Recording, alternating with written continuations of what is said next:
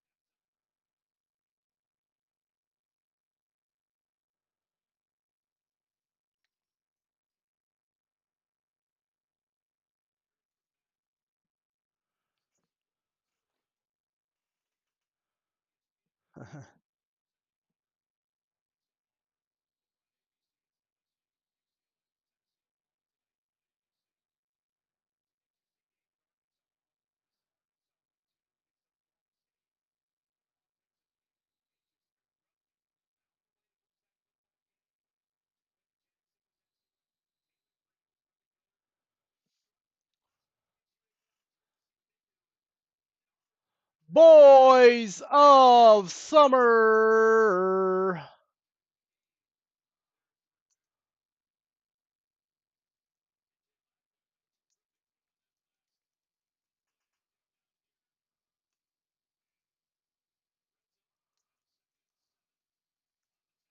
We got briefcases for Bowman Chrome and Boys of Summer.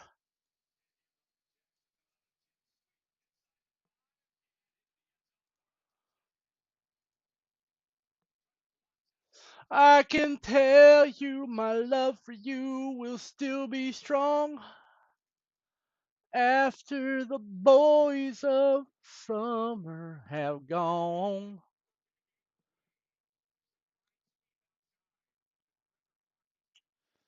So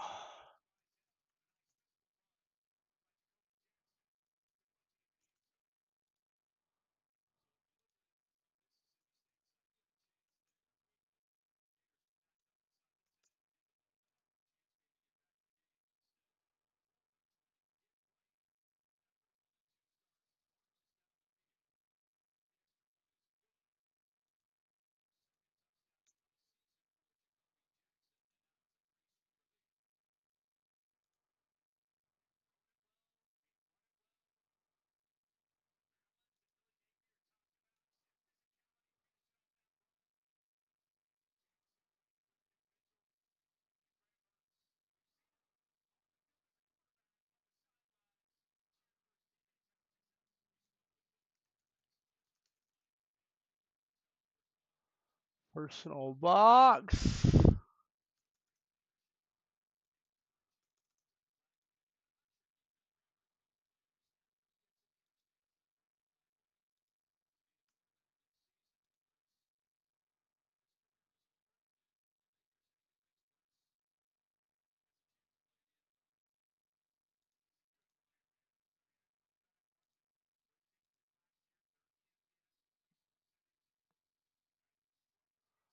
There we go.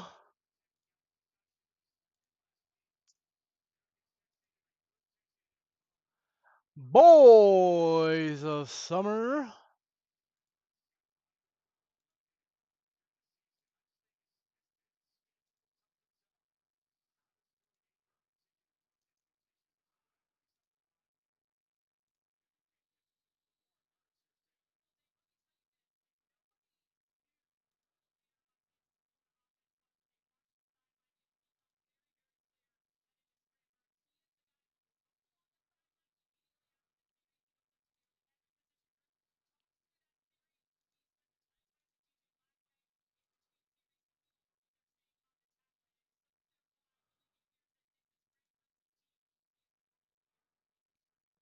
There we go.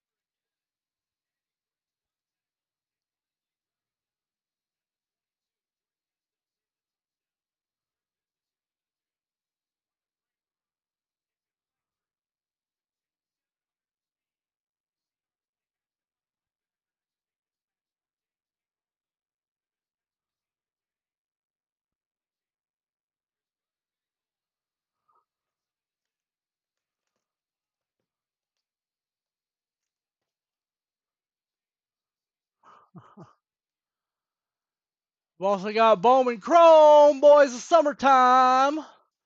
Summertime. Sitting here watching football.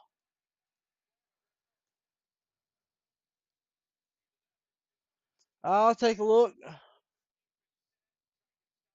You at the Philly show? Is anybody at the Philly show? Philly, Philly.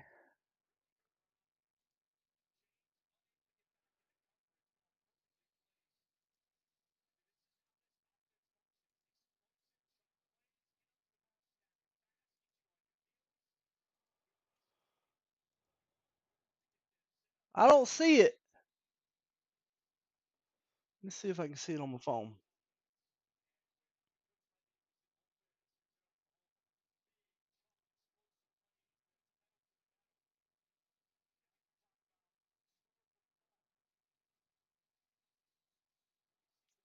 Nope.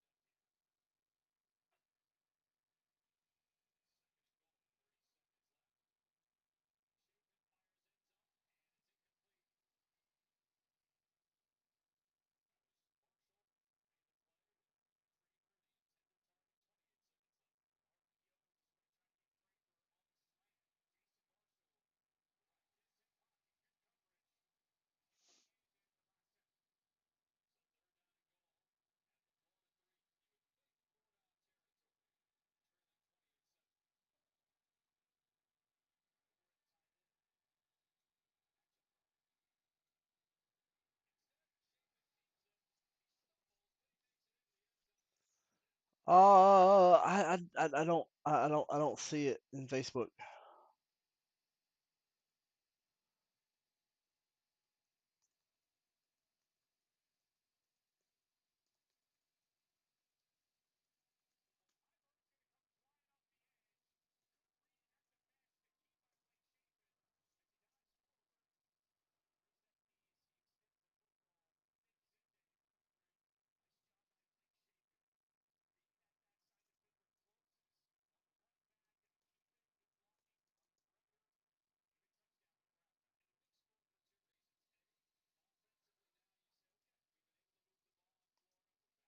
What do you want links to?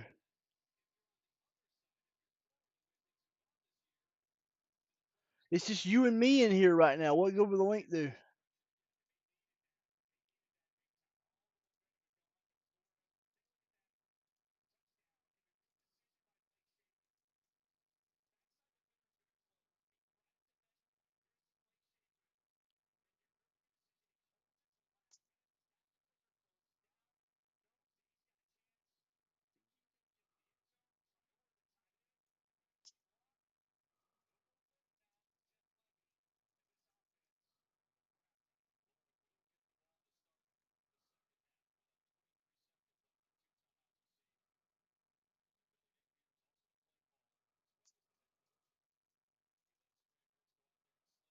It's just you and me right now. I typically don't do that until people come in the room.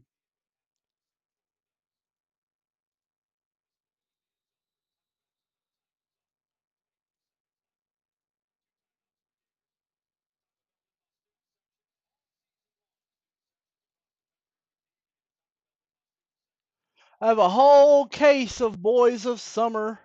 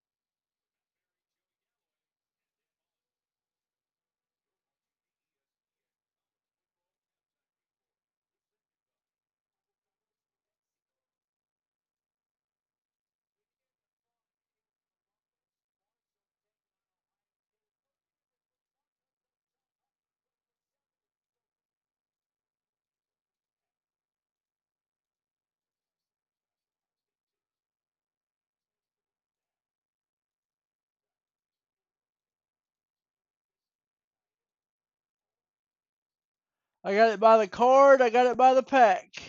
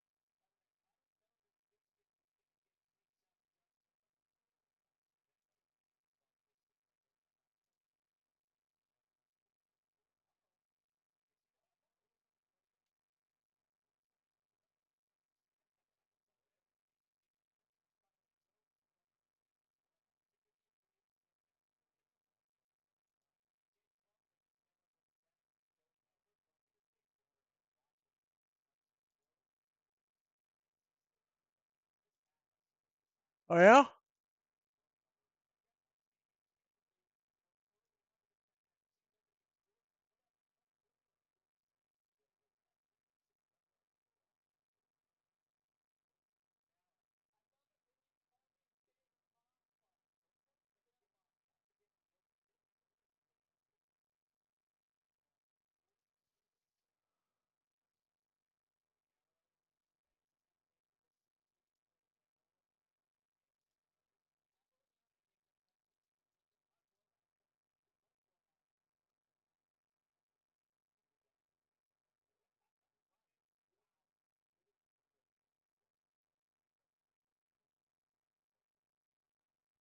Three autographs per box. 3 shots at Paul Skeens autographs.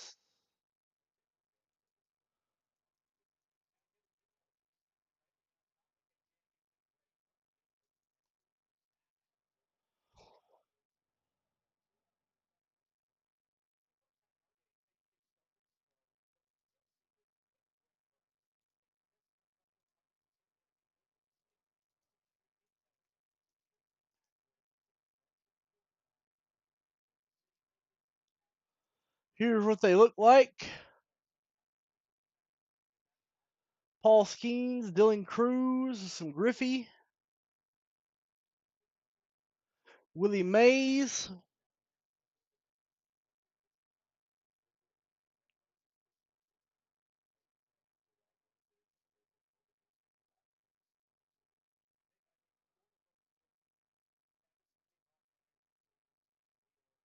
Bobby Whitlow, Ricky Hendo.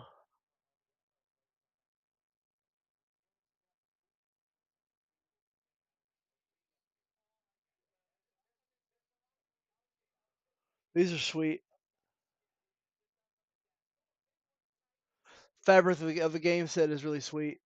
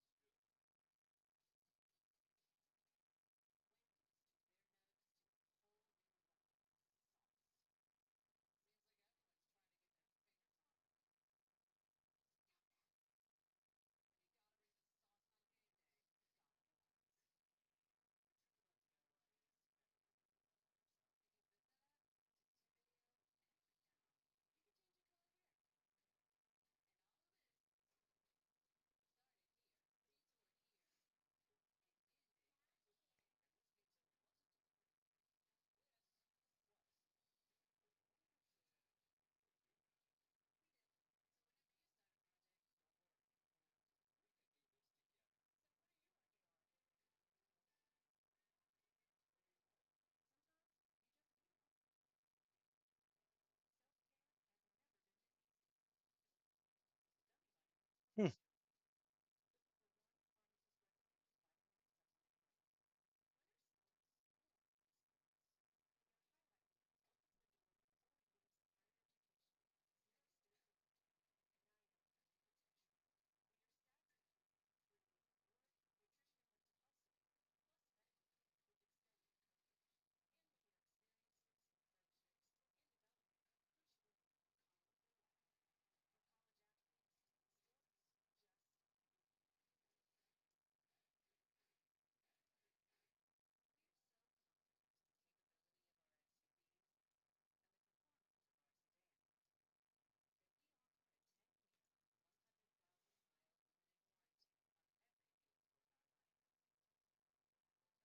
There we go.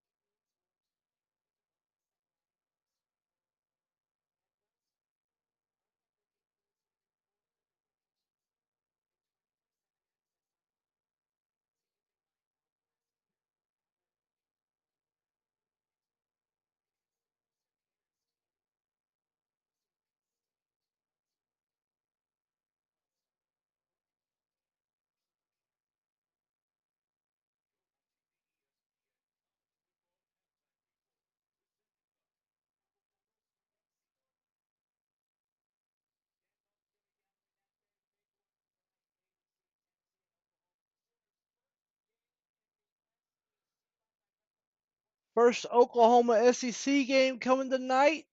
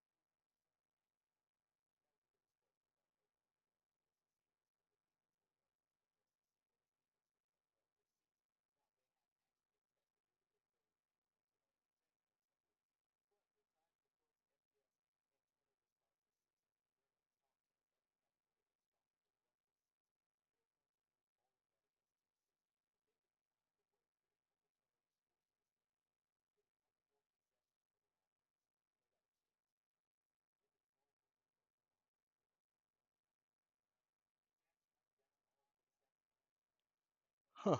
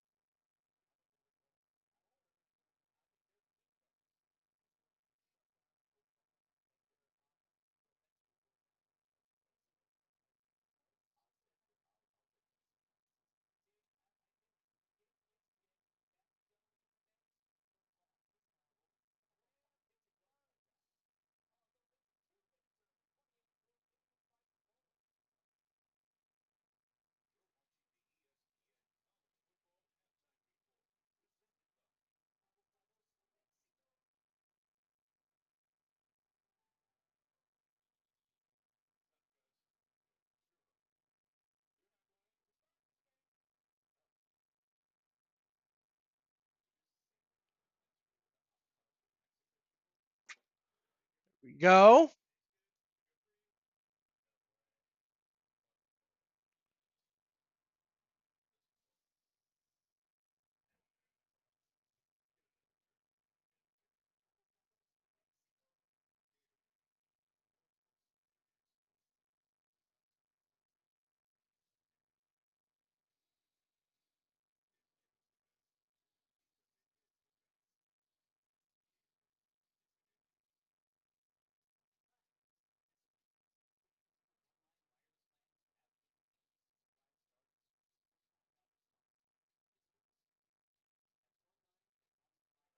Try to find some sports card stuff on YouTube, but like, there's not a whole lot. It's not like somebody opening cards, and that's what we're trying to do here.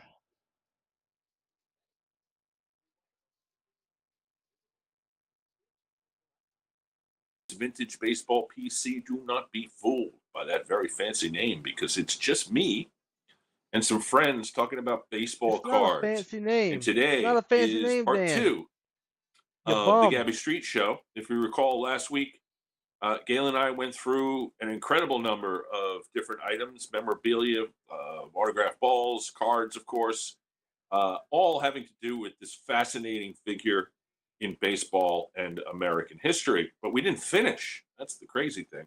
We didn't finish. We have a whole bunch of other things to talk about. We got through up to Gabby Street finishing managing the St. Louis Browns in 1938, getting a 1940 play ball card. Yeah, he But was alive. his life went back on then. for, I guess, from 38 to 51, another 13 years. But he did a lot in that time frame, and there's some other items that are fascinating to view. So let me bring my guest back on. Good morning again, sir. How are you? I'm fine. Well, I'm should fine. be honest with He's our fine. viewers. We're recording this about 10 minutes after we ended the first one. So, you know, I would expect you to be about the same as you were 10 minutes ago. Well, getting a little tired.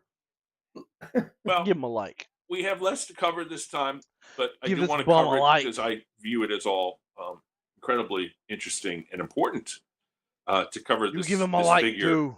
thoroughly. Something that you've been doing for decades.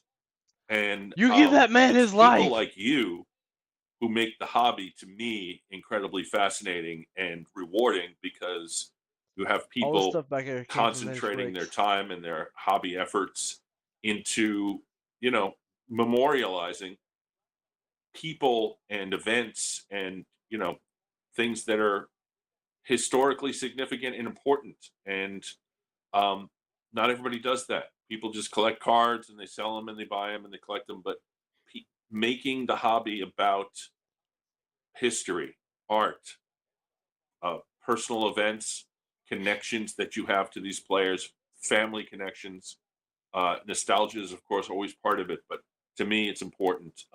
It's important work, and I do thank you for doing that.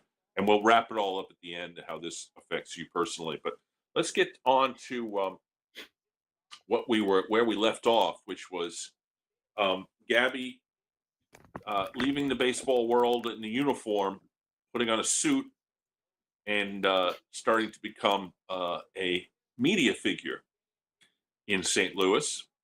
And this is an advertisement for Griesdick Brothers now brings broadcast. Is that a beer? Griesdick Brothers. Griesdick Brothers. I consider myself a beer aficionado, and I've never even heard of this beer. I mean, I've heard of Grady. You're too young. But the amazing thing about this and how Gabby Street, he's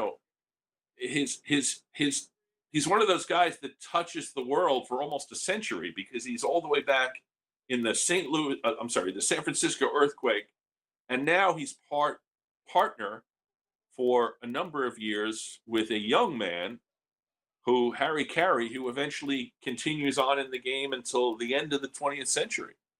And there he is, a young Harry Carey with Gabby Street. Can you talk a little bit about how this happened, how he became Harry's partner, and stories about the two of them together? Actually, I don't know too much about how it happened, how Gabby got started, and how Harry Carey got started. But of course, Gabby had managed the Cardinals, so he was well known in St. Louis. And when he finished up with the Browns, he thought he was finished with baseball, but this opportunity came up, and he originally was doing the home broadcasts for the Browns and the Cardinals, because they both played in Sportsman's Park. Right. Exactly. I've never looked into Harry Carey. I think there's a biography of Harry Carey, but I haven't read it, how Harry Carey got involved. But I do notice that so often when people think of Harry Carey, they think of Harry Carey with the Cubs. Right. They think, Yeah, he was with the and Cardinals I first. always say, no, I remember Harry Carey on the base, on radio, broadcasting Cardinals games. Yep. And we all know that when Harry Carey, when there was a home run, Harry Carey would say, "It might be, it could be, it is a home run." I can hear him saying those things. I don't remember him singing. I think he started singing in Chicago, but Yeah. his career started in St. Louis, doing the Cardinals games, doing the announcing with Gabby Street as his color man. And here are some great photographs of the two of them together. The one on the left, it looks like they're out on the field. I don't know if is there any background to that? I don't know for sure, but I believe it to be on September 30th, 1950, when Gabby finished his career as an announcer. And we got another slide that Harry presented him a present at that time. So I think they were saying that Gabby was retiring because Gabby died just a few months later. Here we go. He was sick at the time, and I haven't identified the photo more than that, but it just surely must be at that time. And then on the right, the two The of one them. on the right is just a picture of the two of them, but you see a very young Harry Carey without Yeah. his glasses and Gabby laughing. I like that picture. I'd tell you, if I didn't have this in context, in other words, it was among other pictures where you would recognize Harry, I wouldn't recognize that as being Harry Carey if it was given to me out of context. Yeah. So yeah, he's got to be in his early 20s there. I wonder how old he is. I should have checked that. So we have Gabby on the left with a microphone, WIL. Is that the radio station? I don't remember. I don't know for sure. Clearly a radio station. When I used to listen to There Cardinals we go. broadcasts on the AM radio in the 80s when I was out in school in the Midwest, it was KMOX. It was my Right. recollection. Right. KOM.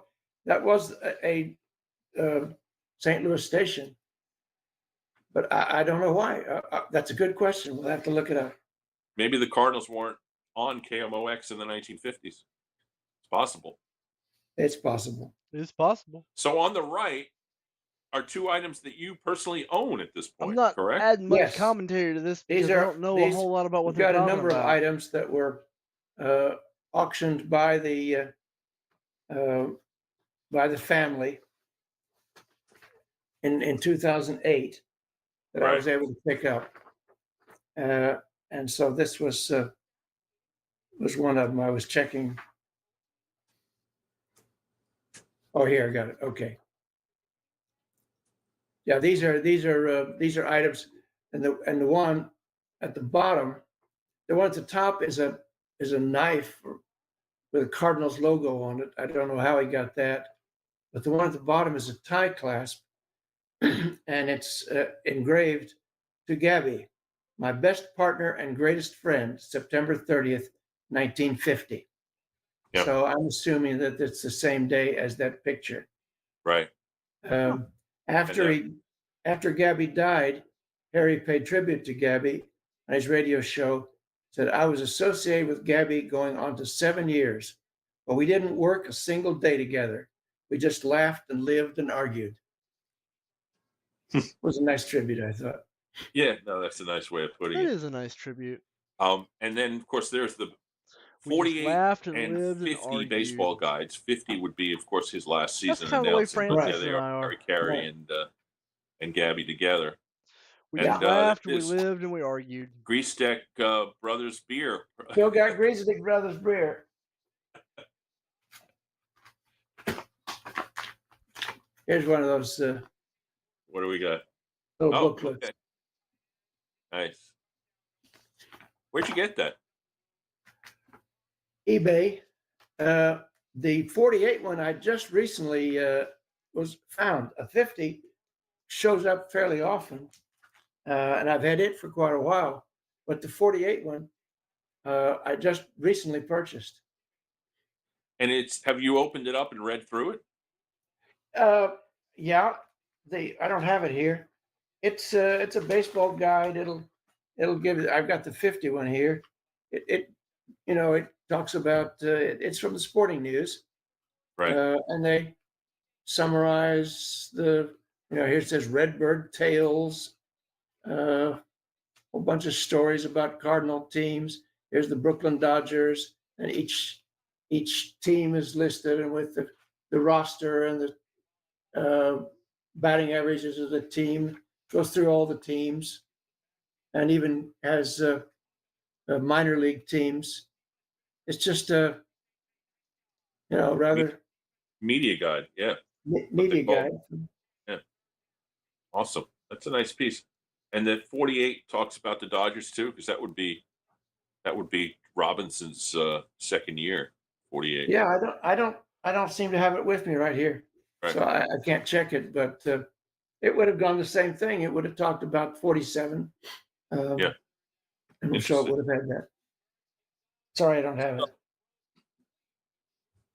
I put these two together. He was apparently a big fan of Boys the pipe. of Summer. He was a pipe man. This article appeared. Get this out I of don't the know way. exactly where it appeared, but it was a newspaper article about Gabby as a pipe man. With 70 pipes, and there he is with all 70. 70 pipes, and there's the display. Do you have the pipe? You have some pipes with you, right? I have 3. I'm abusing the And those are his. content of Daniel Lynch. These are his. This is one of those meerschaum. Oh, that's a little scary. Yeah. I think if you look carefully, if you probably can't see it, I think you can identify it in the wall hanging there. Right. This picture is taken from his home in Joplin. Which we will see.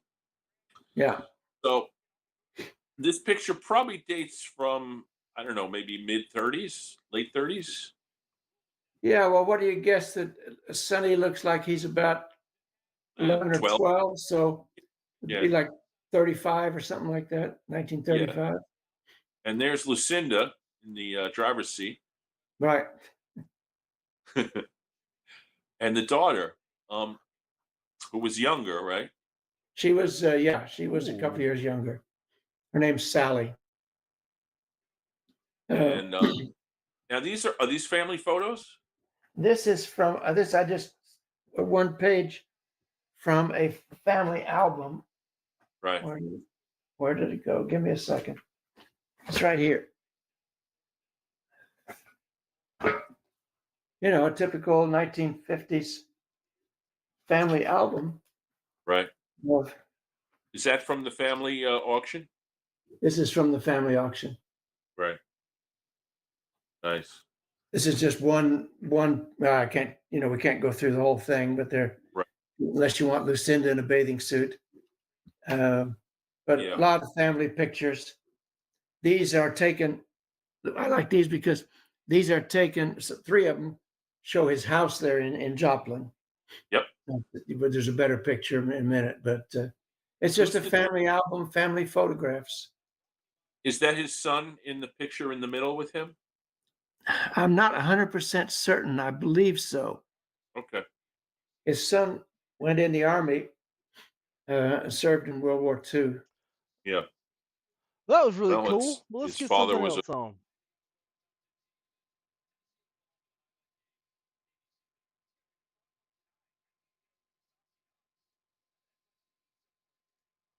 Let's see what Wolfpack Man has. How's everyone doing today? Welcome to the Wolfpack Man YouTube channel. Today I have 2 packs that are identical. Football? Normally I don't have that, but as luck would have it, I found 2 in my shoe boxes that were exactly the same. This man loves his pickleball. 2 football packs from 1992, so 30-year-old football cards. Fleer Ultra Football. 14 cards in each pack, so that's 28 total cards.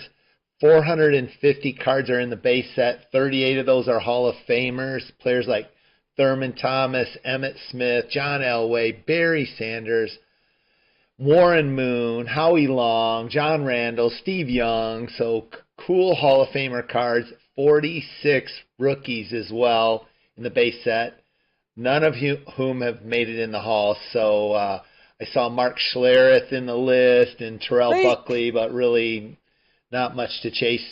A long time ago. That was like Shaq's Let's see if rookie they're year bricked. These brick on the like football hell. side of things. So they feel good. So the back, it looks like that. Couple pictures, some Camouflage stats, with that Oiler card. and the Oh, they're not that front bricked. look just like that. Wow, they stuck that 92 Fleer Ultra way up in the corner. That's off pretty center. tight. Let's see how that works out for all these cards. Chris Spielman, awesome. Good player. That's one of my favorite lines, man. That guy has a story too. Oh, I thought it was John Elway at first. David Treadwell.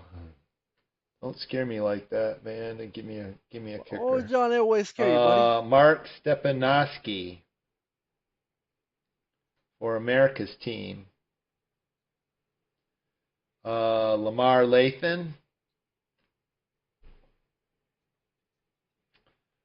Daryl Henley.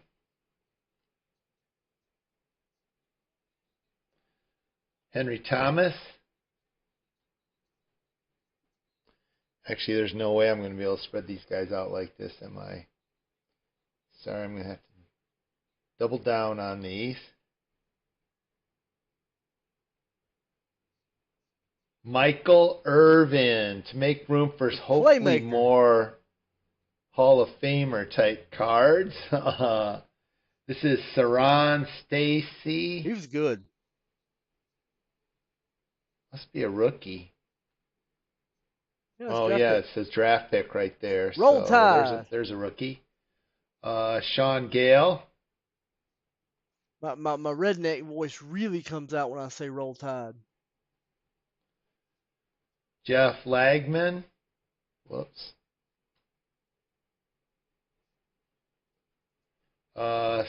Simon Fletcher. I don't think he's a Hall of Famer. Keith DeLong.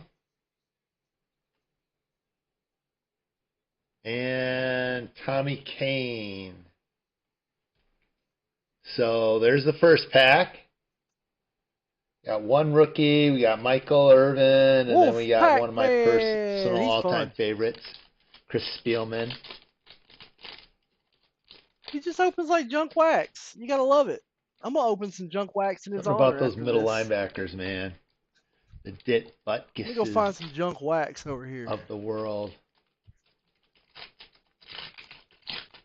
I got some junk. The Jack Lamberts, Lawrence Taylors.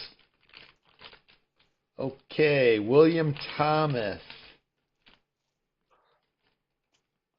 The first card in pack number 2.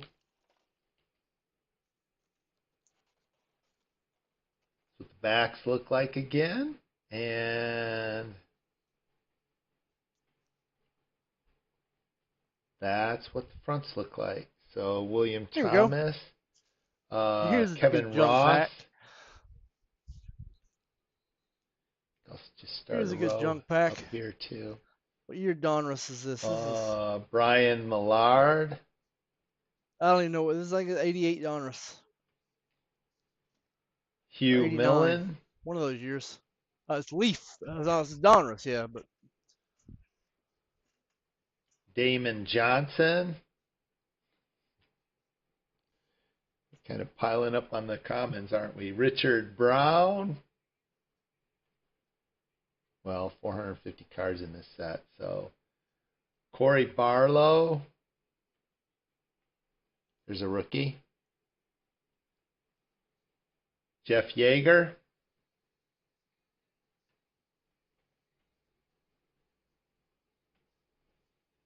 Eric Martin.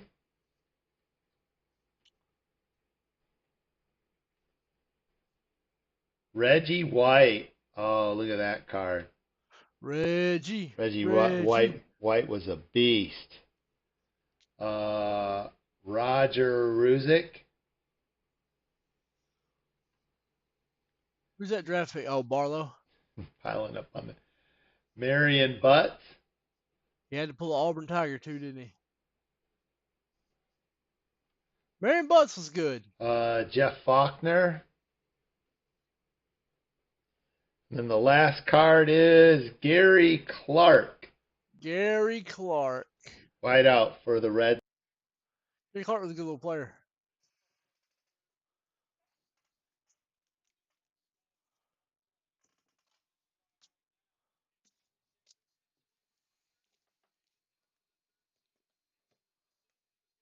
Boys of Summer. Let's open a little junk wax pack. Just to have a little fun. Oh, it's $90. $90 has a lot of little oddities. Paul O'Neill, Paul O'Neill, Paul O'Neill. Fernando. Tony Fernandez. Guillermo. Steve Sachs. I like the John Smoltz, Tom Glavine card. Hojo.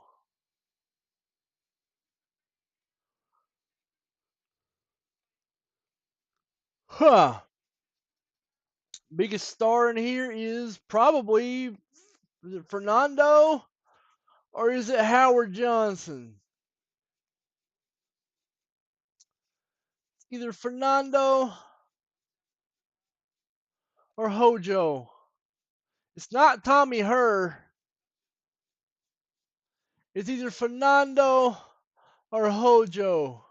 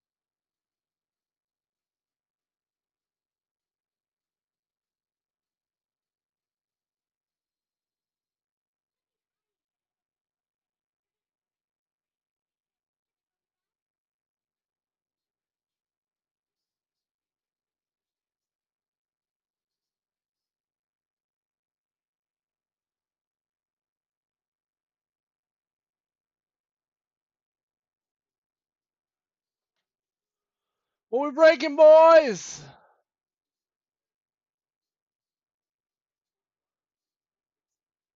Why am I hollering at you? I don't know why I'm hollering at you. I apologize. No, I don't apologize. Screw that. Screw that. Screw that. I don't apologize. Welcome to the channel. In this video, I want to kind of discuss some of the natural ebbs and flows that go with participating in the sports card hobby, and also the natural ebbs and flows that go with something like participating in the community of the sports card hobby through YouTube or through various spaces. So let's talk about this a little bit. Give him a like. Help that algorithm. So the reason I'm actually thinking about this as a video topic is because I don't know if you've noticed, but I haven't actually recorded a video on my YouTube channel for about 4 months. During the summer, I had pre-uploaded a number of things, just opening some different boxes, opening up some different cards I had bought from China, stuff like this. I actually had pre-recorded all of that stuff back in May and kind of uploaded that over the summer. I knew in advance that, in my house here in the US, I don't have a very good spot to record videos when my kids and family are all home all the time like they were during the summer. When I lived in China previously, it wasn't a problem. I had an extra space. I had a room specifically for this. I could just record videos whenever I wanted. And so I did just here and there throughout the day at different times. My job also took a lot less time, so I could kind of just wherever I wanted, whenever I wanted, I could kind of work on YouTube video stuff and I could work on sports card stuff whenever I wanted. Things have changed. So now that we're back in the US, our house doesn't have an extra space where I can go that's kind of quiet, that's away from where all the family noise will be. So during the summer, I kind of knew in advance that it was going to be kind of difficult for me to make any YouTube videos. So I stopped making YouTube videos. And then once the summer ended and it went back into the school year again, I actually had a difficult time getting back into the habit of making these YouTube. And the more I thought about it, the more I realized that's okay. I feel like YouTube pushes this algorithm thing of wanting real consistent content in order to engage viewers, in order to grow your channel.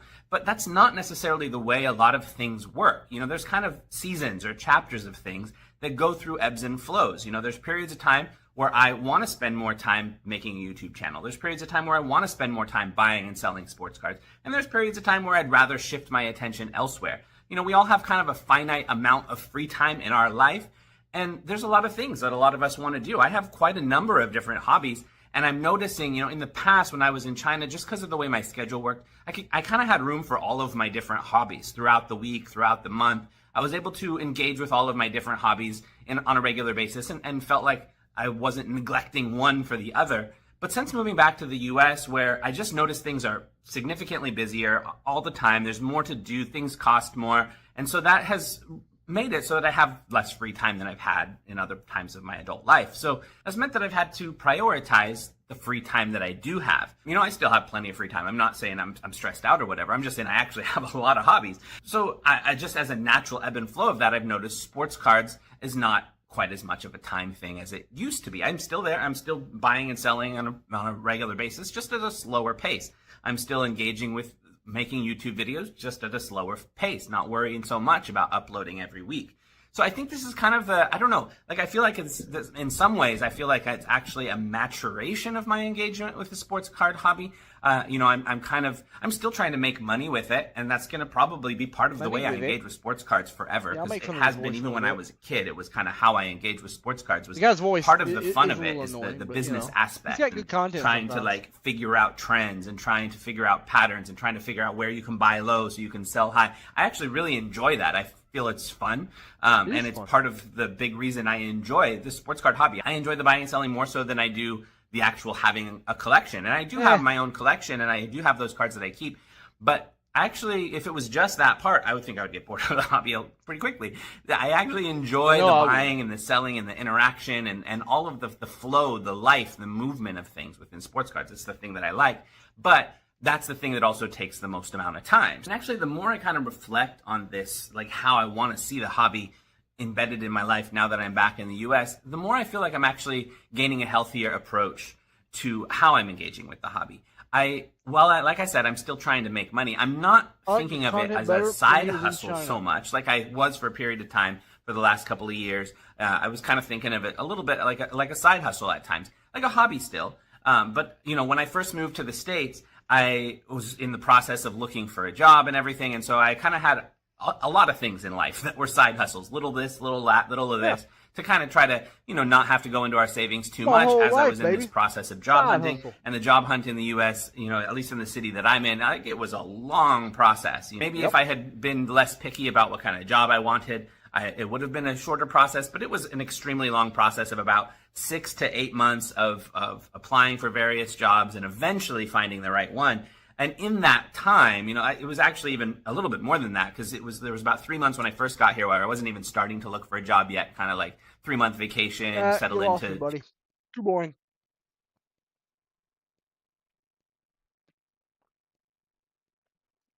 Dan's all negative now. He's all Dan the Card Man is all negative content now.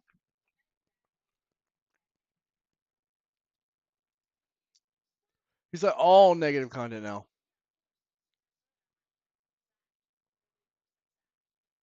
At least everything I see is.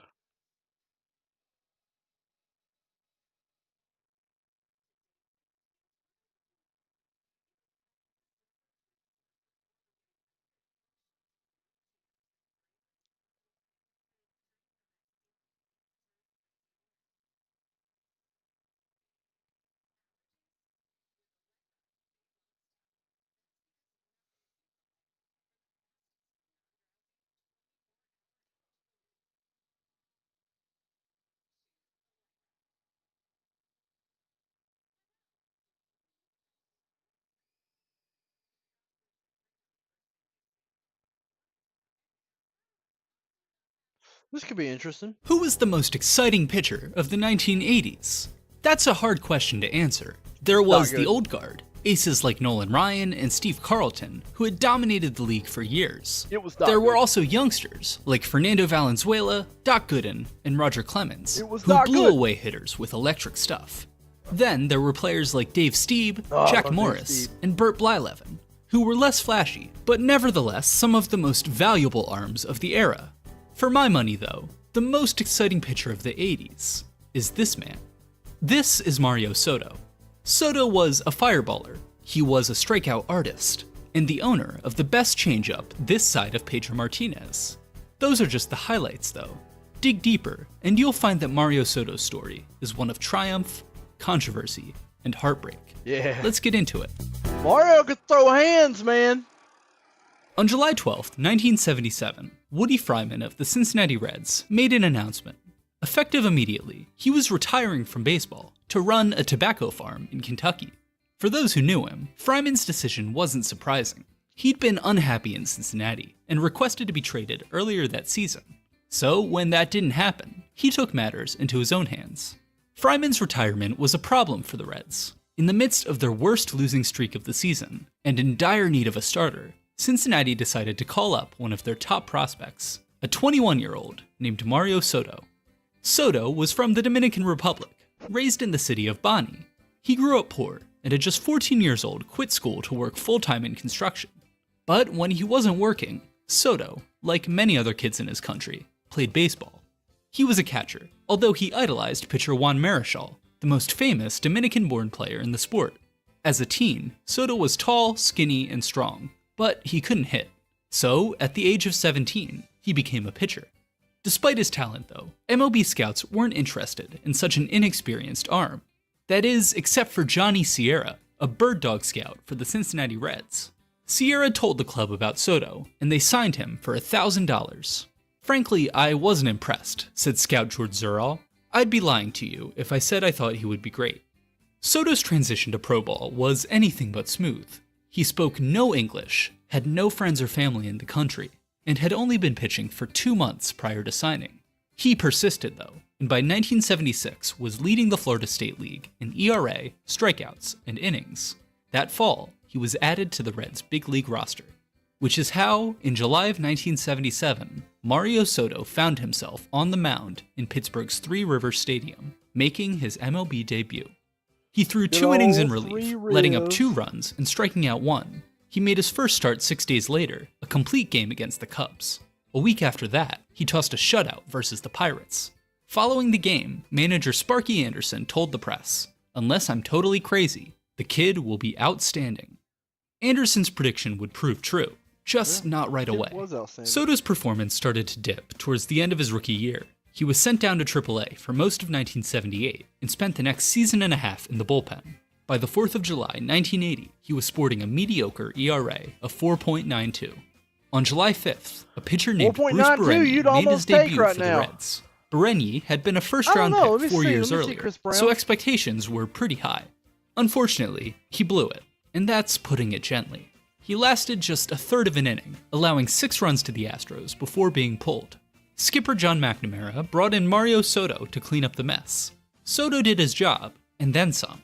He threw 8 2/3 innings of scoreless baseball, allowing just 3 hits, including one stretch where he retired 16 consecutive batters. The Reds came back to win 8-6, and Soto was made a starter again. No On September relation 9th, to Woody Fryman. he tossed a 15 strikeout game against Travis the and Braves, Woody have one no off relation. of the What up, Cincinnati Joe franchise Tafoya? record. Catcher and future Hall of Joe Famer Johnny Tafoya, I got Bench that said that when wind. Soto It was can in a come groove, inside a his boys' fastball summer looked like it box. was 120 miles an hour. By the start of the 81 season, Mario Soto was being hailed as the best Dominican pitcher since Juan Marichal. Through the first 2 months, he was top 5 in the National League in strikeouts, innings pitched, and complete games. Then, on June 12, 1981, the players went on strike. By the time games resumed 2 months later, over a third of the season had been lost. The Reds somehow missed the playoffs, despite their MLB best 66 wins. See, the owners had decided to split the season into 2, with the division winners from either half playing each other in a best-of-5 series.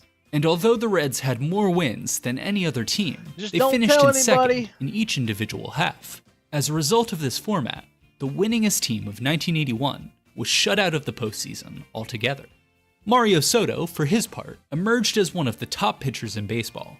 This was, in large part, thanks to his changeup. Soto's changeup was key to his success. Keep that between Yes, me and his you. mid-90s fastball certainly didn't hurt, but it was his circle change that made hitters look foolish. It sat 10 to 15 miles an hour slower than his four-seam, and he could control it with missile-like precision. It would also go on to inspire another well-known Dominican pitcher. A young Pedro Martinez used Soto as an example when developing his own changeup, a pitch that would help carry him to the Hall of Fame. Mario Soto was exactly where he wanted to be. It had been a rocky few years, but he was finally on his way to the mountaintop. 1982 was a year of extremes for Mario I Soto. had to Google There it were too, plenty of Chris. highlights. He was named the opening day starter, tossed 13 complete games, I did not and struck know. out 274 batters. This set a career high, the Reds' record, and broke Louis Tiant's single-season mark for punch-outs by a Latino player. Despite his excellence, however, Soto had his share of difficulties as well. In early May, he started a bench-clearing brawl after Cardinals pitcher Mark Little threw out his chin. He did it again later that month, when he was drilled in the hip by the Phillies' Ron Reed. Soto tried to charge Reed, with the bat still in his hand, but was held back by his teammates and ejected from the game. Soto remained dominant in '83, finishing second in the Cy Young vote to Philly starter John Denny. He signed a 5-year, $6 million contract with the Reds, making him the highest-paid player in Cincinnati history. He came out the gate hot in '84. On May 12th, Soto made it through 8 no-hit innings against the Cardinals. He retired the first 2 batters in the ninth, bringing up right fielder George Hendrick. Hendrick was a former #1 draft pick and one of the most consistently good hitters in the game. He also had such little interest in baseball that when the Cardinals won the '82 World Series, he jogged off the field, still in full uniform, and hopped in a car he'd arranged to have waiting for him. According to legend, Hendrick watched Soto's first 3 pitches with indifference. On the 1-2 pitch, however, Soto threw a fastball under Hendrick's chin, sending Hendrick to the dirt. Hendrick then proceeded to stand up, stare out at Soto without a word, and crush the next pitch for a home run. He circled the bases, Yeah. sat back down on the bench, and muttered, "I was going to let the man have his no-hitter." That night, Hendrick celebrated his homer by going fishing. Now, George Hendrick may not have Good loved let the being man at have the his ballpark, no-hitter. but That's that's baller probably right there. because he didn't have today's sponsor, Game Time. The Game Time app is a ticket marketplace that makes it faster and easier to get last-minute tickets to your favorite events. That means sports. That means concerts. That means plays, if you're into that. All at a moment's notice. Fall is coming up, which means it's about to be my favorite time of the year for sports. Football is back. The MLB playoffs are starting, and the NHL season is about to begin. I think. I don't really watch hockey. Using Game Time, I've been able to find some amazing seats for much cheaper than on other sites. I also love their all-in pricing, which gets rid of those annoying surprise fees at checkout. And if you find tickets in the same section and row for less, you'll be credited for 110% of the difference. My favorite feature, though, is Game Time Picks, which lets me filter out all but the very best deals. There are amazing deals, which are tickets in the top 5% of value. And then there are super deals, which are in the top 1%. So if you've ever wanted to be part of the 1%, now's your chance. Take the guesswork out of buying tickets with Game Time. Download the Game Time app, create an account, and use code HISTORIAN for $20 off your first purchase. Terms apply. Again, create an account and redeem code HISTORIAN for $20 off. Download Game Time today. What time is it? Game time. Chaos and beyond. Game time. Those were the words outfielder Dave Parker used to describe Soto's start versus Cobra. the Cubs on May 27th, 1984. In the second inning, Cubs hitter Ron Cey sent a long fly ball into the Wrigley stands. It curved foul Say? at the last Say? second, Say? but rookie field ump Steve Ripley ruled it a home run. Soto went ballistic on Ripley and was immediately ejected. After the call was overturned, though, it was the Cubs' turn to lose it. The fans were in a frenzy. Garbage rained down from the stands. Chicago coach Don Zimmer charged the field and collided I with remember Mario this. Soto in a scene which would be repeated with Pedro Martinez 2 decades later. As Soto was finally led to the dugout, the Chicago crowd threw ice at him. Newly enraged, the pitcher grabbed a bat and tried to climb into the stands. His He's gonna get teammates him. pulled him down, and the commotion finally ended after a 33-minute delay. He was suspended 5 games. Just 2 weeks later, Soto made a start in Atlanta that would be described as out-and-out insanity. After allowing a homer to Braves hitter Claudell Washington, Soto threw at Washington in his next at-bat. In retaliation, Washington let the bat slip, quote-unquote, out of his hands and towards the pitcher. As he walked to the mound, the umpire moved to restrain him. Washington threw the ump to the ground, while Soto threw a Wow. punch to Washington's face, then threw the ball into the pile of players. Both teams are out on the Baseball, field fighting. wow, man. Following the game, Soto was asked why he threw the ball. He shot back, "If you sit in your house and somebody attacks you, what do? The guy attacked me." He was once again suspended 5 games. Washington got 3. Despite being selected for a 3rd straight All-Star team, the media seemed to shy away from Soto. Still, he remained one of the best, if not the best, pitchers in baseball. Cardinals manager Whitey Herzog said, "If I had to build a pitching staff from scratch, I'd start with Soto." Dave Parker said that there was no one better. Even Claudell Washington complimented him. Mario Soto is a great pitcher. He has the best stuff in baseball. For all the turbulence, Mario Soto was unquestionably great. In late 1984, though, something happened that would change everything. Boys of In the year summer. 2009, Bleacher Report published this article titled, "How Pete Rose Killed Mario Soto's Career." I should note that at the time, Bleacher Report was a content farm, relying on unpaid writers to churn out mostly low-quality blogs. SB Nation's It was. Luke Thomas called it, quote, "the Walmart of journalism." Now, with that being said, I want to take a look at this claim, because just like Walmart, the contents of this article are simply too strange to ignore. In short, the argument here is that Rose, as manager of the Cincinnati Reds, bet on his team to win games that Mario Soto pitched. In doing so, he overused his best starter, cutting Soto's career short in its prime. I will admit that I have no love for Pete Rose, given, well, just about everything about him. But that doesn't mean we can take this article at face value. Let's look at the facts. In August of '84, Rose was traded back to the Reds for infielder Tom Lawless, at which point he was immediately named player manager. It was also in '84 that Rose first gambled on baseball with bookie Ron Peters. Peters would go on to claim that Rose bet on Reds games as manager, usually for $2,000, and always on his team to win. That last part is important. See, a common defense of Rose is that he would have tried to win every game anyway. I mean, he was the manager after all. So what difference did it make if he bet on his team to win? However, there it's are not a few information. problems with this logic. 1. Any gambling within the game poses a risk to the integrity, and thus the survival, of baseball. 2. Pete Rose was dog shit at gambling, racking up tens of thousands of dollars in debt to bookies. If they wanted to, these bookies could have easily blackmailed Rose into throwing games in order to keep them from revealing Yeah. the truth. And then there's the third problem, which is also the one most relevant to this video. Imagine, if you will, a hypothetical player. We'll call him Shmario Shmoto. Let's say Shmario is the best pitcher on Rose's team, and therefore gives Rose the best chance of winning if he pitches. Now let's say Rose has placed a bet that his team will win on Tuesday. The problem, however, is that Shmario is scheduled to pitch on Wednesday. So, instead of throwing Shmario on the normal rest that he's used to, Rose has him pitch Tuesday on short rest. Right. Repeat this multiple times a season with a player who's already prone to injury, and you have a problem. Which brings us to 1985, Pete Rose's first full year as manager, and the last full season of Mario Soto's career. Soto started out strong, winning 8 of his I first never thought 11 about decisions and posting a 2.48 ERA. I Behind never the scenes thought reporting, about though, that. told a different story. Soto was withdrawn, isolating himself from the media and his teammates. He lost several key starts to injuries in his shoulder and foot, and the press blamed him for the Reds' failure to make the postseason. Soto's legacy, said one writer, will be that he and no one else lost the Western Division title for the Reds. That Well, it he would've been lost Pete heart, Rose lost starting him too on many short games. rest. Upon closer look, however, this criticism was pretty unfair. Soto had an above-average ERA of 3.58 in '85, struck out 214 batters, and pitched a total of 256 innings.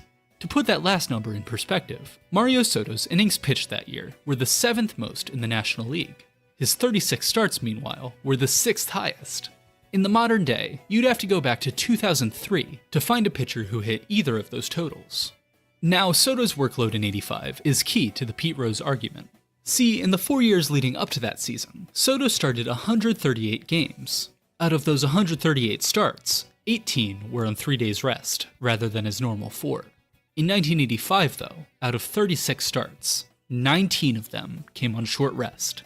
This massive spike seemed to have severe consequences for Mario Soto. He told Rose that his fastball and changeup weren't the same, and asked why he couldn't pitch on 4 days rest like before. By May, he was suffering from arm pain that caused him to miss games. The pain continued into 1986, when he was forced to undergo season-ending shoulder surgery. Over the next 2 seasons, his performance dropped, his velocity fell, and he was limited to just 20 combined starts. Then, on June 20th, 1988, the Reds released Mario Soto outright. 3 years before, he had been one of the most feared pitchers in the league. Now, at just 31 years old, he was finished. As far as Pete Rose is concerned, the evidence against him is mixed. Yes, he almost certainly overpitched Mario Soto in 1985, and yes, he was betting on baseball at the time. But as for any, let's call them, ulterior motives, there may be plenty of smoke, but I'm not sure there's fire. A major reason Soto made so many starts on short rest was due to the Reds' 4-man rotation, which they used for much of the season. As a result, all 4 of Cincinnati's primary starters made the majority of their appearances on 3 days rest. But for Soto, who threw harder than the average pitcher, and who had never pitched in such an arrangement, this represented a significant increase in workload. On the topic of workload, it's important to consider how much Mario Soto pitched even prior to the '85 season. Remember, he had only become a pitcher when he was 17, and just a few months later was doing it at the professional level. And while he was excellent, it's possible, maybe even likely, that he was rushed into a big league workload. His mechanics are wonky, in his first minor man. league spring training in 1974, Soto broke his elbow while throwing, causing him to miss the entire season. Yeah, he's His wide arm pain open. continued in 1975, and he made only 5 appearances that year.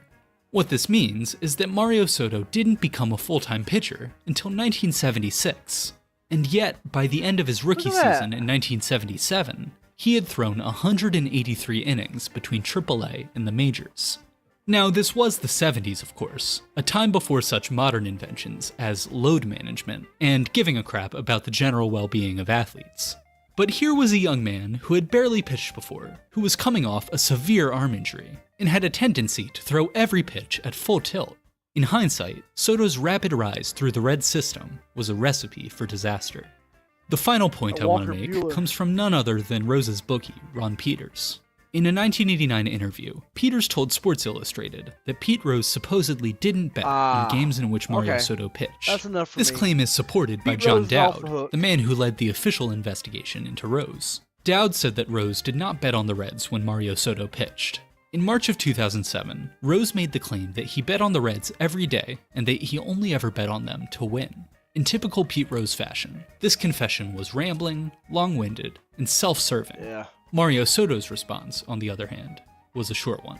Just shut up. Soto ended his MLB career with 100 wins and 92 losses over parts of 12 seasons, all with the Cincinnati Reds. From 1980 to 1985, he was one of the most dominant pitchers in the game.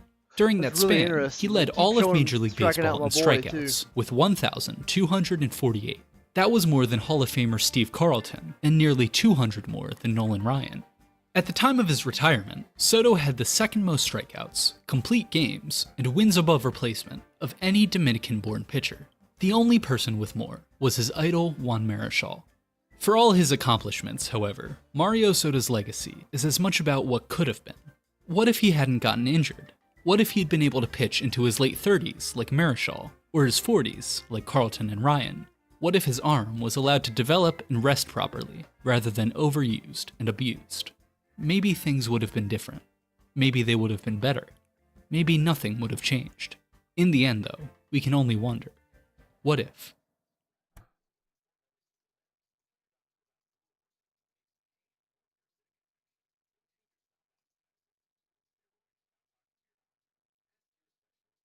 What if? We don't get to ask what if, do we? It's just kind of, well, we get to ask what if, but we'll never know.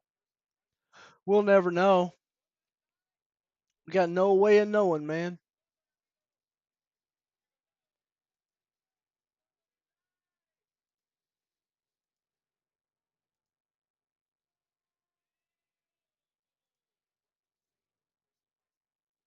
I got no orders, son. I'm trying.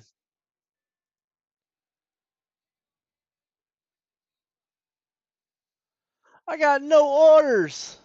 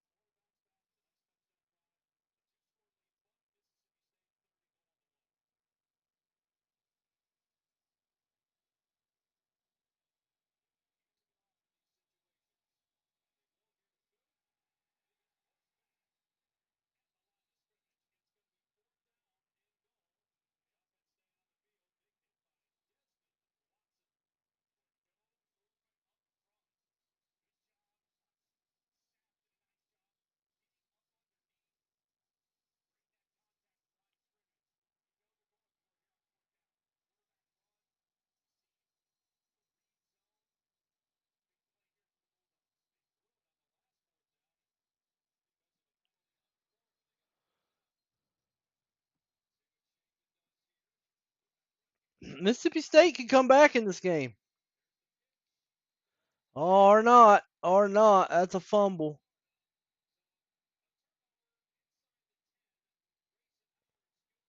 That's points off the board.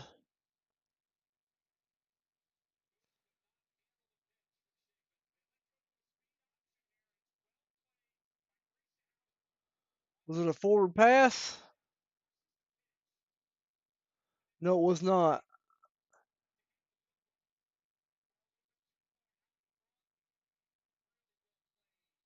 The errant pitch.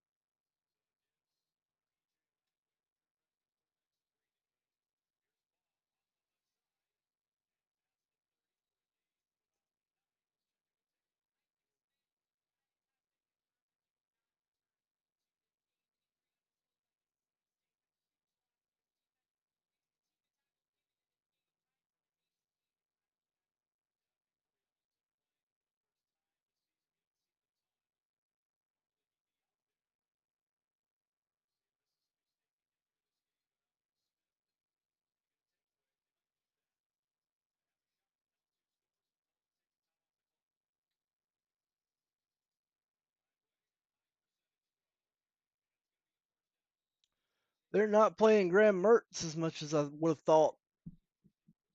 Is Graham Mertz hurt?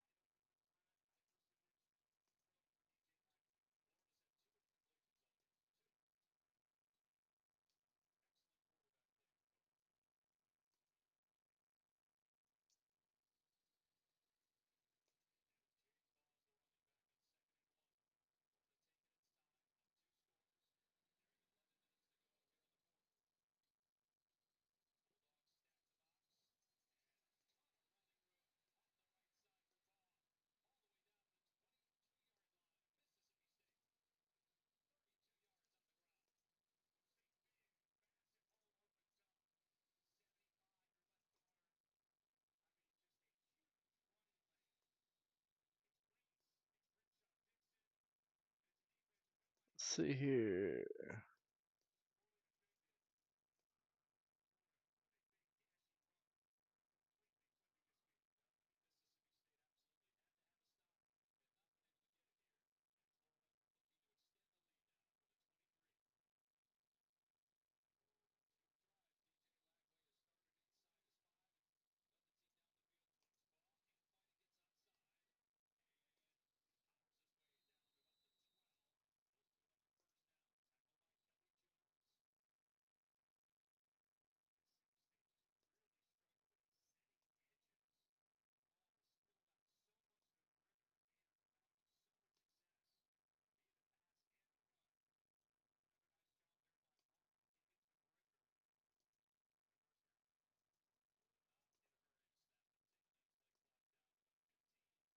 Huh.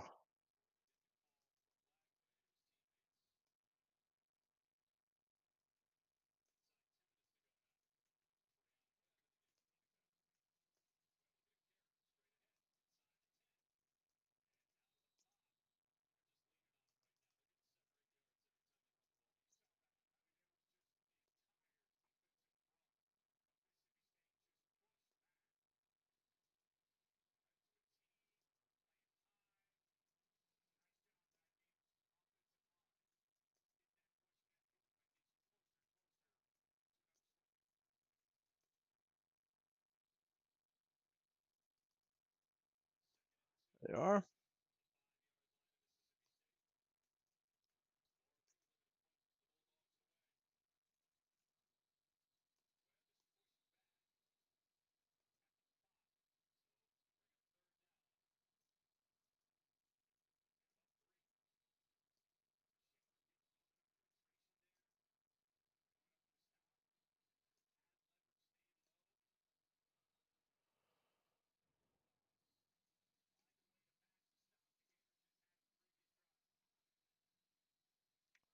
See if I can get anything popping.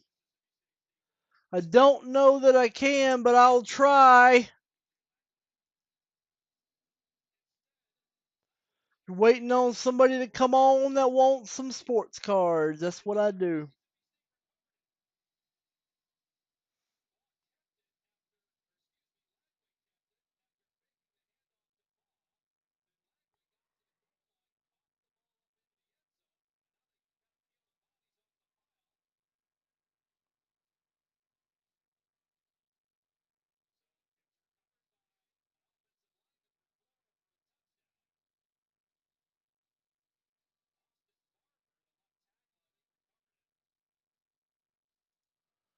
Let's see what old Midlife has for us today. What do you give? I'll give you a break seat at 125. I'll bump you up to a break seat. What's going on, everybody? Now, is there any? I mean, I got a lot of things about the hobby that I love. And you'll get into right? that set break special if it's set break love spots. talking about cards, looking at cards, researching cards. There's so many things about it that are awesome. But is there anything better than picking up a new card in your collection that you're super, super excited about? Nope. It has to be Well, the there are a best few part. things better, but not much. And what makes it even more fun Be honest, is when not you have much. people to share it with. When you have people to share your excitement with, some people that are equally as Stretchy. excited and they understand why the pickup is exciting. Because I'll tell you what, when I have a big mail day and I'm excited and I say to my wife, hey, Megan, check out the card I got.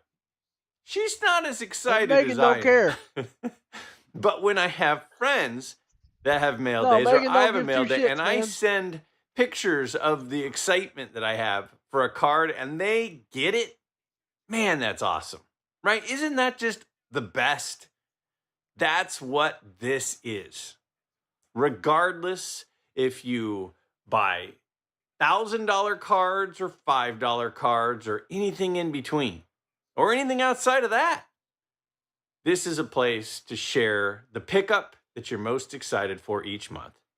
And I am really, really excited to share with you about 120 different pickups from others in the Midlife card community.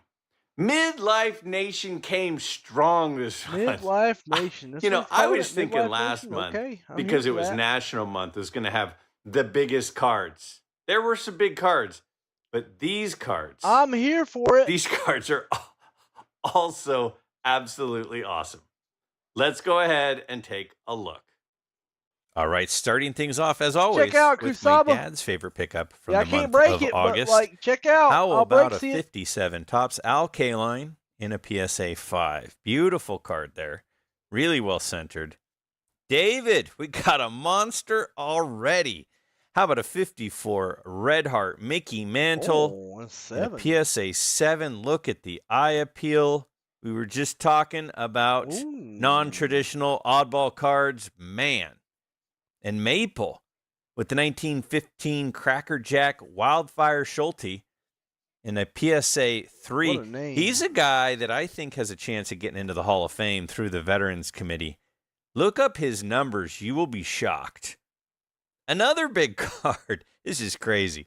Matt, he's got the T206 Piedmont Christy Mathewson Dark Cap in an SGC 1.5. Paid well under $900 for that. That's a great deal. Another big T206, TJ, with the T206 Sweet Cap. Pull Walter the trigger. Johnson. Now, that's not a sweet cap you see every day. The 150/649. Gorgeous centered on that card. Zach with a 51 Bowman. Dan Bankhead. Look at this. PSA 5. Beautiful card. Great eye appeal. That 51 Bowman set is absolutely stunning. Keith, now this is a big vintage boxing card. The 1910 Mecca T218 Jack Johnson in an SGC 5. That's a big card. That's a beautiful card. Logan with the 49 Bowman Lou Boudreau in an SGC 3. I really like that 49 Bowman set. That's a set that I don't think gets as much love as it probably should. There's some gorgeous cards in there. The Hobbyist with the 1991 Arena Holograms Ken Griffey Jr. It's autographed, numbered and autographed in the silver Sharpie there. What a cool card. Next up, Kryptonite. He grabbed a couple of 48 Swell Sport Thrills. The Walter Johnson and the Lou Gehrig. You can see we got the 4.5 and the 2.5 from SGC, but more importantly, the eye appeal is outstanding. Speaking of eye appeal, how about the beautiful 69 Topps Reggie Jackson that Rob picked up in a PSA 6 for $420? That thing is stunning. That's an absolutely gorgeous copy of that card. We got another T206 Sweet Cap, Christy Mathewson Dark Cap. This one from John D. Also a 1.5 from SGC. But look at the color on it and the centering on it. Nice card. That's a sweet card. Another T206, several Cy Young. sweet T206s this month. 3,000. Haynes with the T206 sweet cap. Not bad, not bad, not bad. Some good pickups there. I want to see some. I want to see some analysis.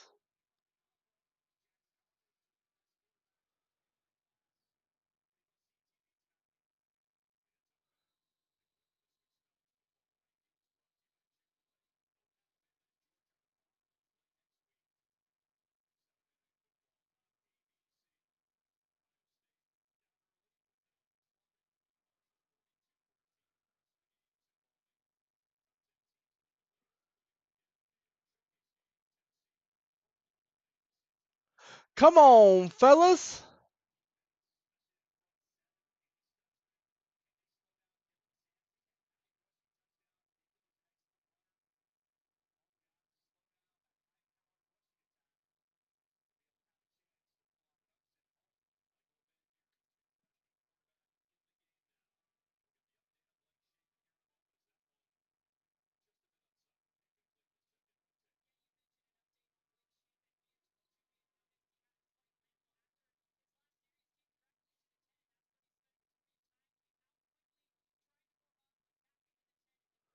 What's in the box set is Boys of Summer, Nick Gable. Boys of Summer.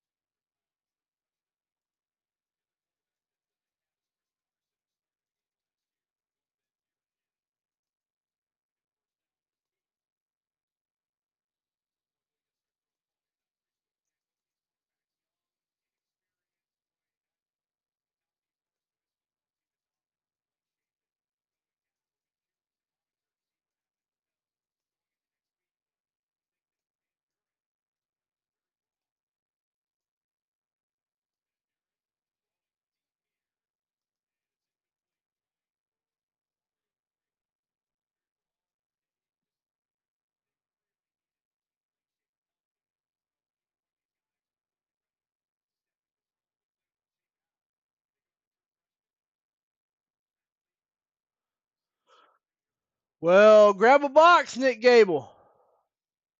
Just kidding. I know that ain't gonna happen.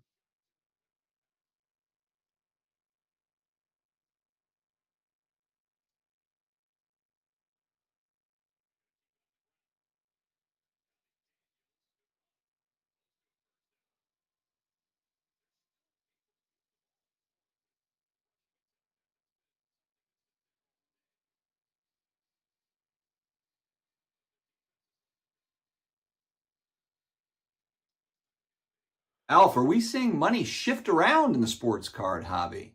Stick around. Oh, maybe. Are we, Dustin? What you got, Dustin?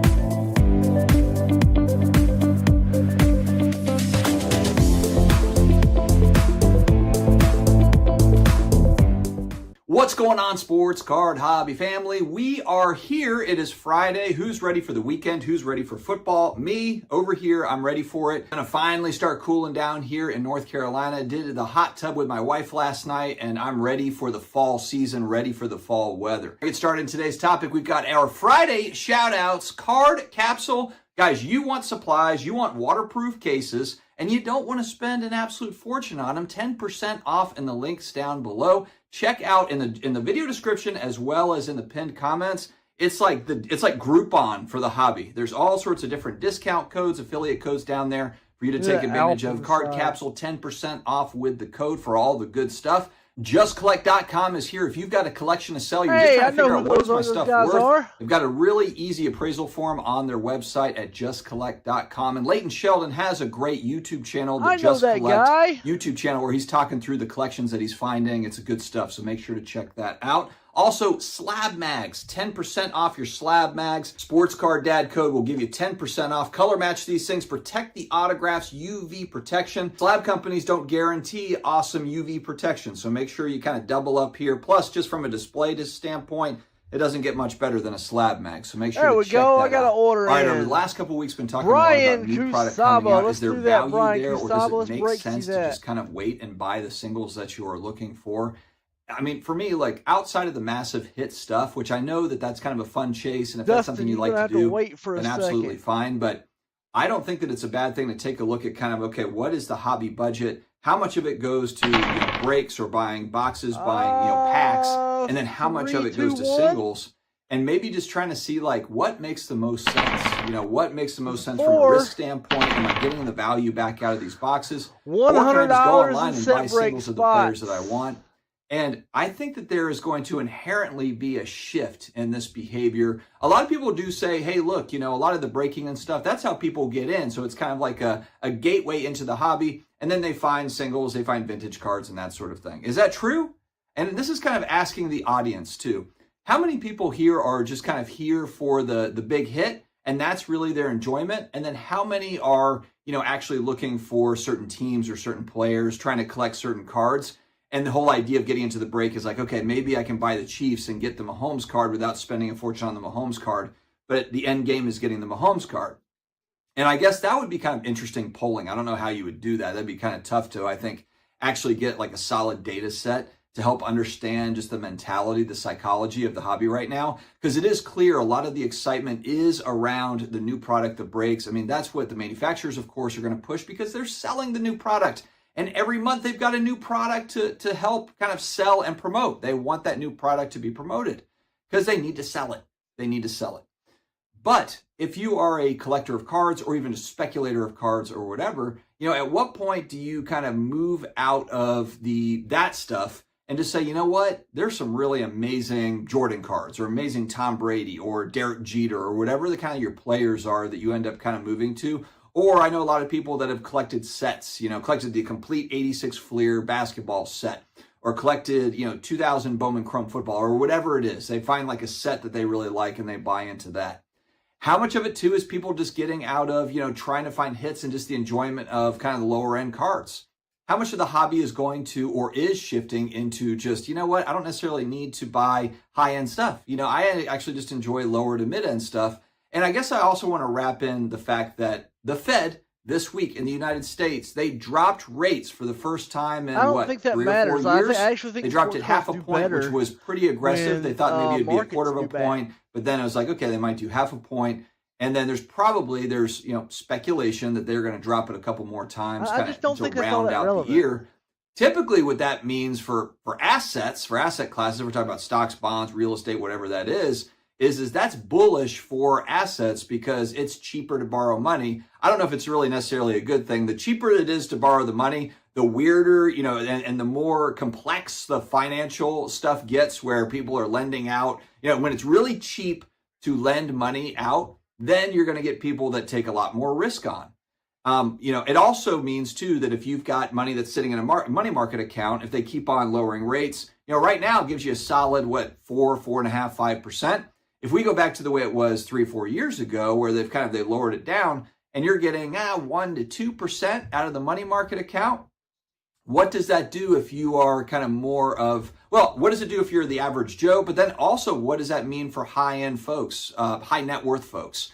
Because really for them, it's made a lot of sense over the last couple of years to just sit that thing in a money market and just let it run at 4.5%, 5%. And I'm pretty sure the ultra wealthy get a better deal from banks than the public would get, because they've got so much money. The bank, they're going to give the bank, hey, you can hold this money, you can then use it to lend out, but they usually probably get a better deal out of that in return. So, for them, it's just been kind of common sense. Like, hey, why are we playing around with assets when it could just sit there at 5% plus? And if you have a lot of money, that adds up pretty quickly, so what does this mean, though? Are we shifting back more towards what we had going back a few years, or does it not really mean a whole lot? There's still a lot of people that spend big money on cards and collectibles. The stock market has been moving upward, even without rate cuts. The stock market, what's the Dow sitting at? 41,000 or something? It's absolutely bonkers. It has continued to move up even in a higher interest rate environment, which is kind of counterintuitive to what we've seen in the past.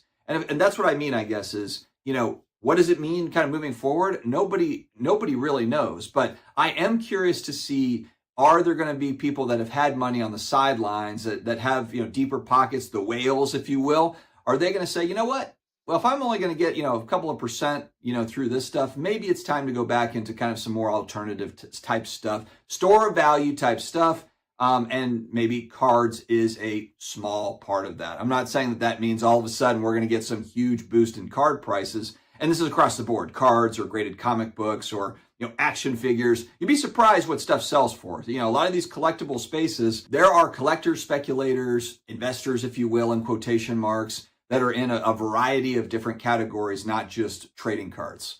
So what do you all think? What do you all think is going to happen here? Are we going to see not even just people kind of buying a box, not really feeling good about it, and just saying, you know what, son or whatever, to their wife, I'm just going to buy individual cards? Or is this thing going to continue on? Do people just get enjoyment out of that? And that's kind of what they're going to do. And then also, what effect does the Fed and kind of moving more into a lower interest rate environment do for us? I think it's going to be an environment going back 5 years ago or so where you just had zero, like interest rates are basically zero. I don't know if that's going to be the case. I think that they'll probably, drop it down as they have, but it's probably going to still be, hovering around where it is. Maybe they drop it a total of a point in 2024 as we head into 2025. It'll be really interesting, though. We're really, to be honest, we've been in this Black Swan event going back from the pandemic. If you go back, we're talking $4 trillion that was moved into the economy to counter the pandemic. $4 trillion. If you look at the history of stimulus in the US, we have never even gotten close to anything. I was looking back, I think that Obama, if we go back to 2008, 2009 subprime mortgage crisis, they passed a huge stimulus bill back then, and I believe it was $700 or $800 billion. And I'd have to kind of double check that. And that was huge at the time. George W. also passed stimulus going back after 9/11, but it pales in comparison to what happened 3-4 years ago. So we're just in such a weird, uncharted water type environment.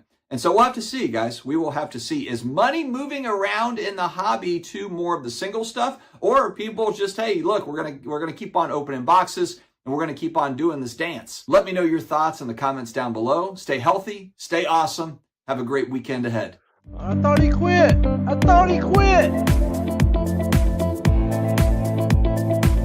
did not quit. He did not quit. Definitely did not quit.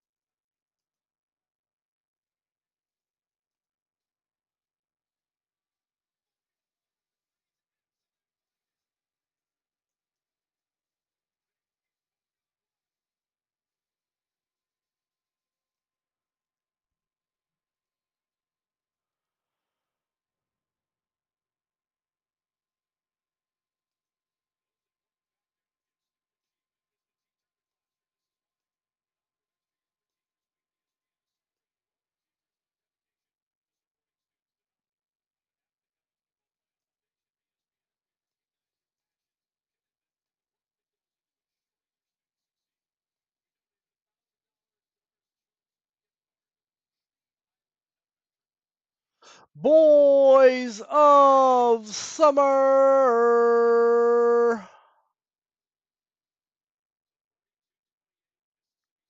Oh, Kusaba, I thought you was going to do 125. You did 15. Breaksy doesn't count then. Unless you do the whole thing. You Philly faked out me, Kusaba.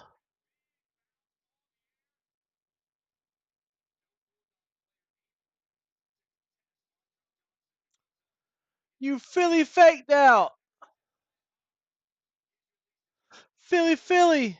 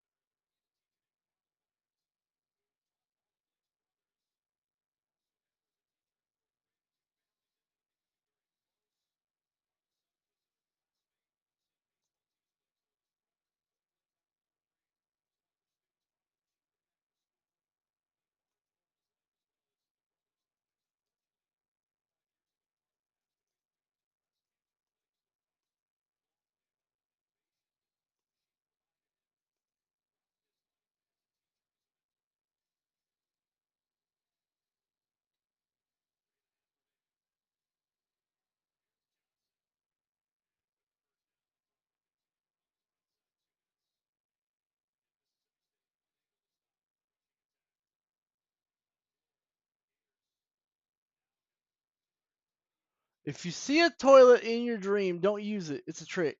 It's a trap.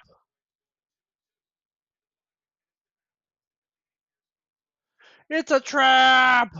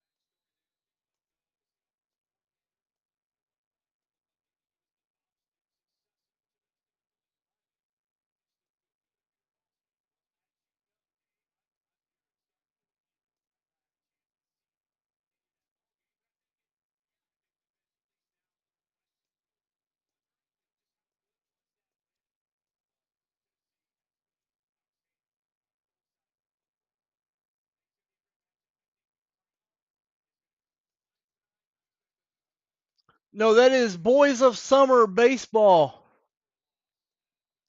And I have Bowman Chrome Hobby if you're looking for some, CP. I will briefcase Boys of Summer.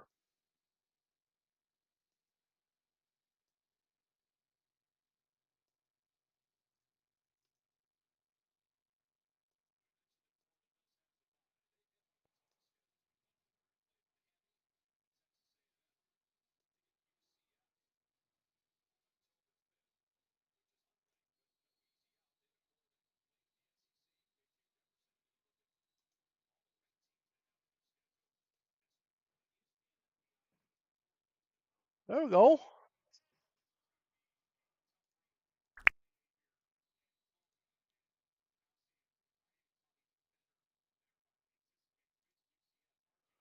You were just chilling in your house, blew the fuck up.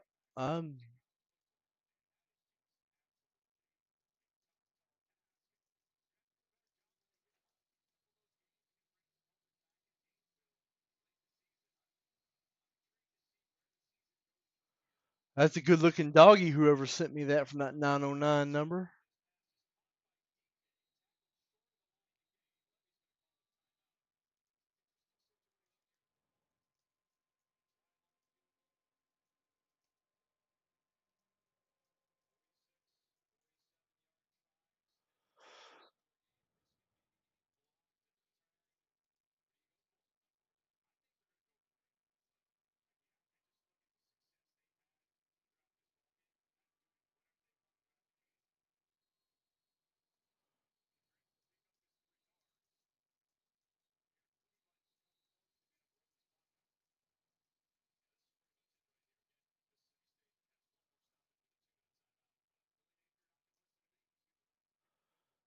I will do one breaksy on boxes I'm not supposed to do bonuses on for you. One breaksy.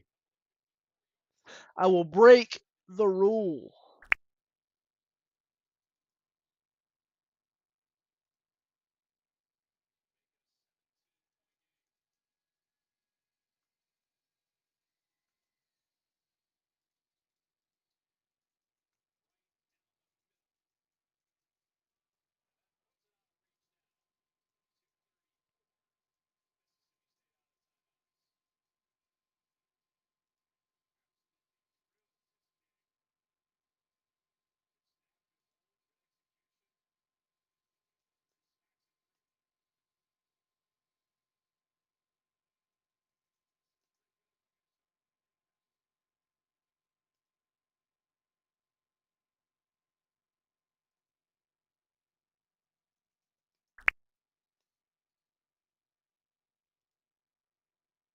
Who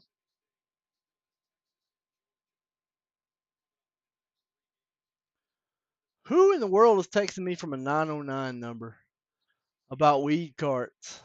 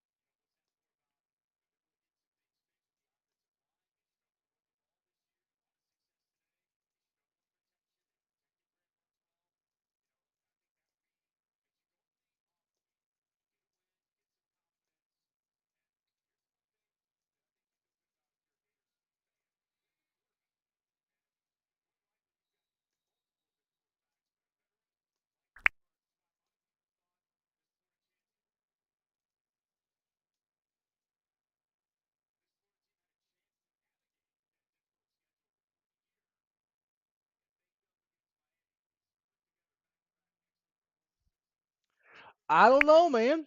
I don't know, man. Man.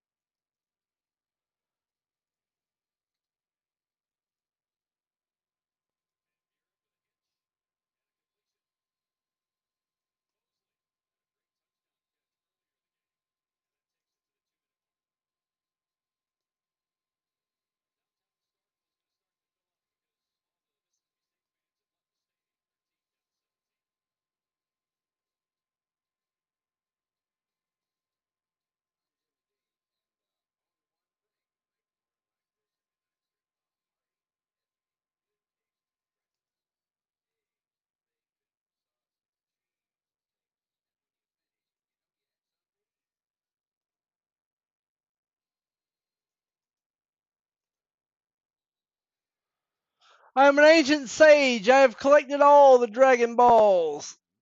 Oh, that was a good fart right there. I don't know if y'all heard that.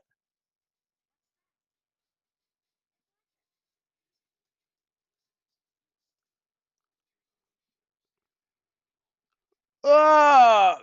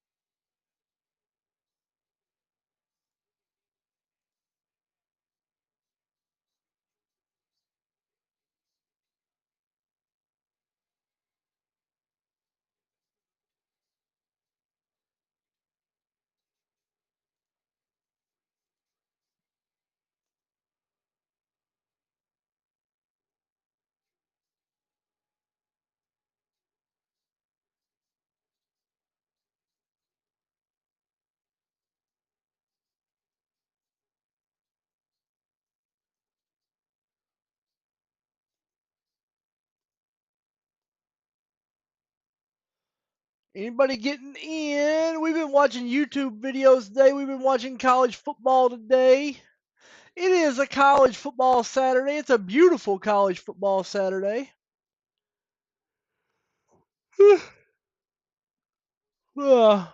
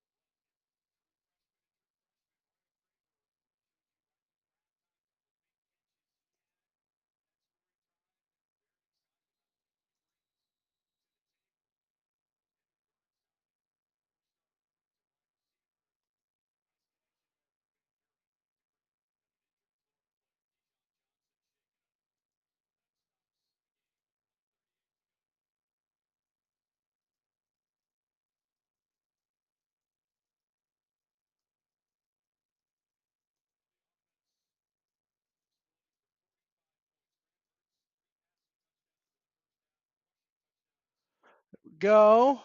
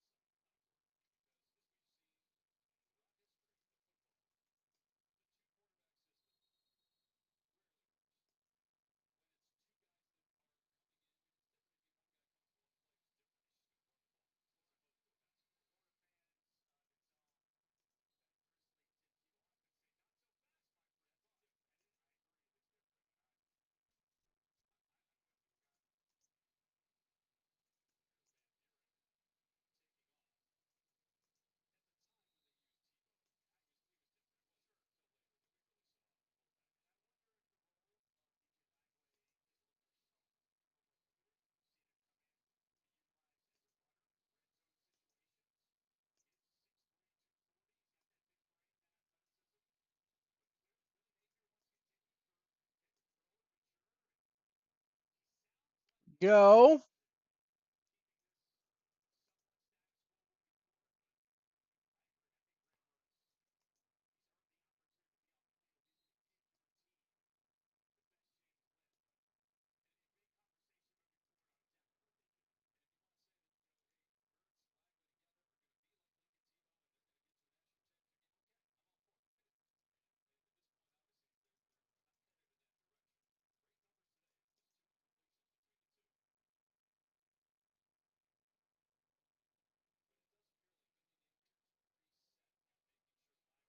It is 3:28.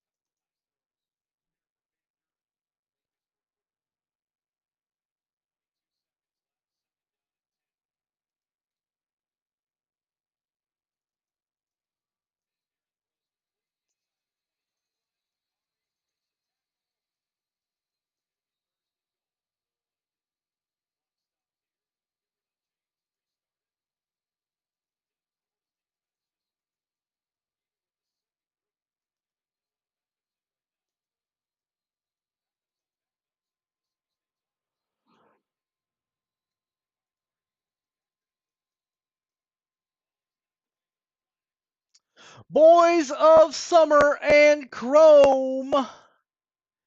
Chrome.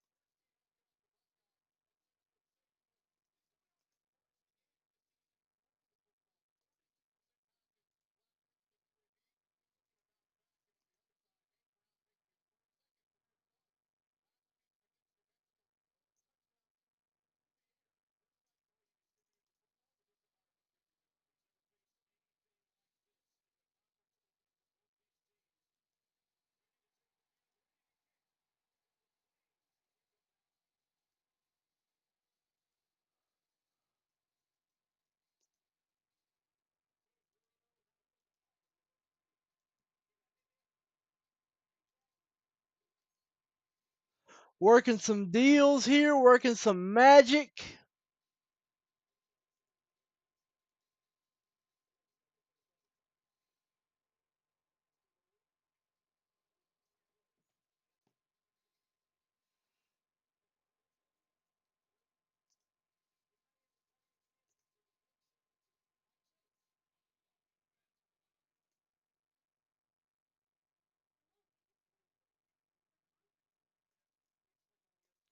All right, Charles Perry has been my Saturday warrior. Here you go, Charles.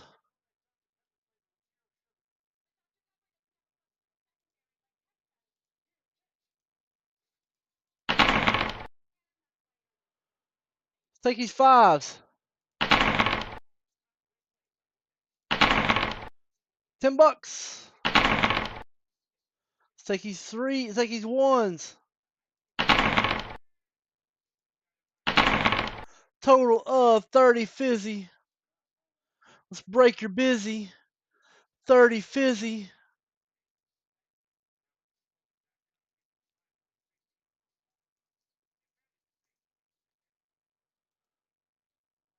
One 11394.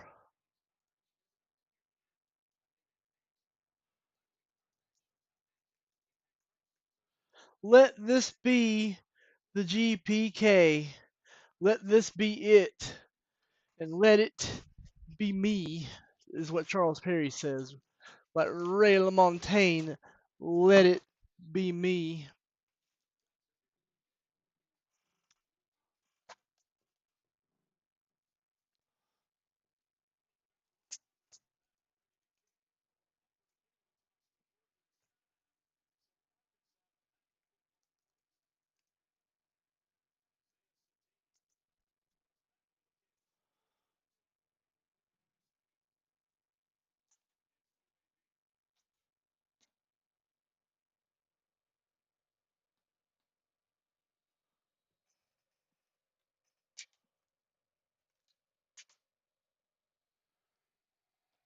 Where's my Kniffy? There's my Kniffy. Here we go, Charles Perry. Full 30-second delay. I don't know, man.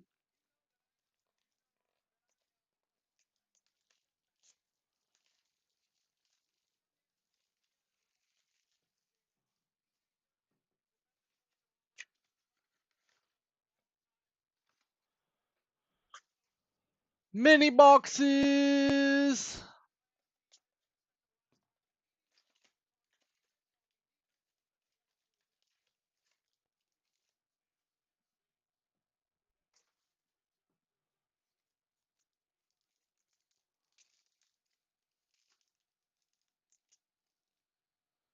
Corbin Carroll.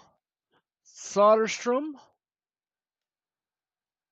Roman Reigns. Machado Bastillo. Ah, Charles Perry. Ellie De La Cruz Bowman rookie to 199, and it looks good. Congrats. Aqua Lava.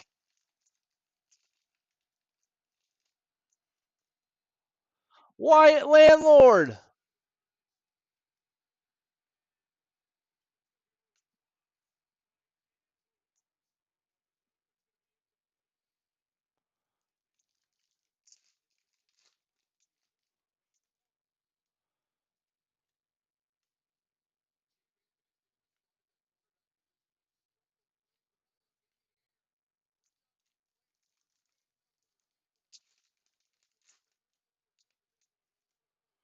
He's gonna like that when he sees it in 30 seconds. Launder Avila.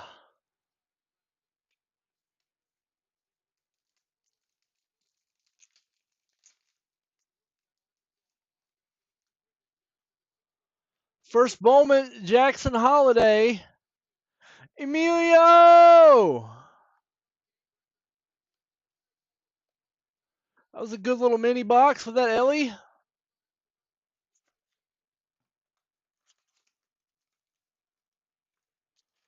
Auburn, Arkansas on the television.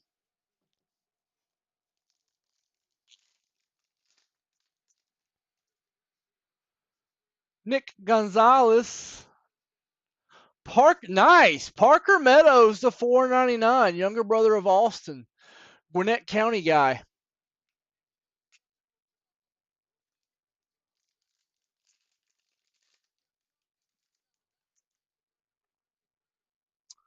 That's 89. Kyle Harrison rookie. Jackson Merrill, 1999. These are hard to find centered. That is centered. This should go to PSA. This should go to PSA, Charles. That card should go to PSA.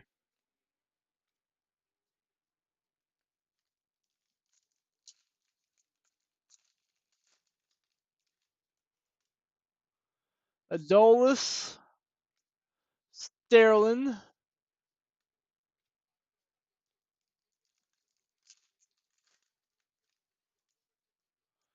Judge, Jazz,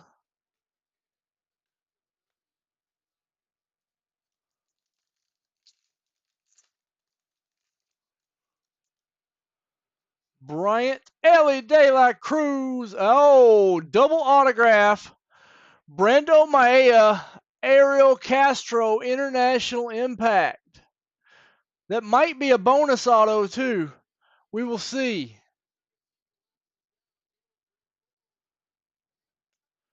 This pack might also have an auto in it.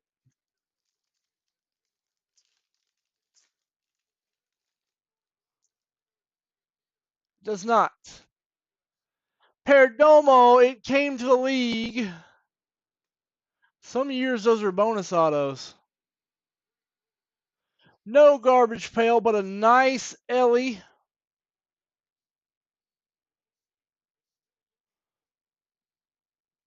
Nice Ellie De La Cruz.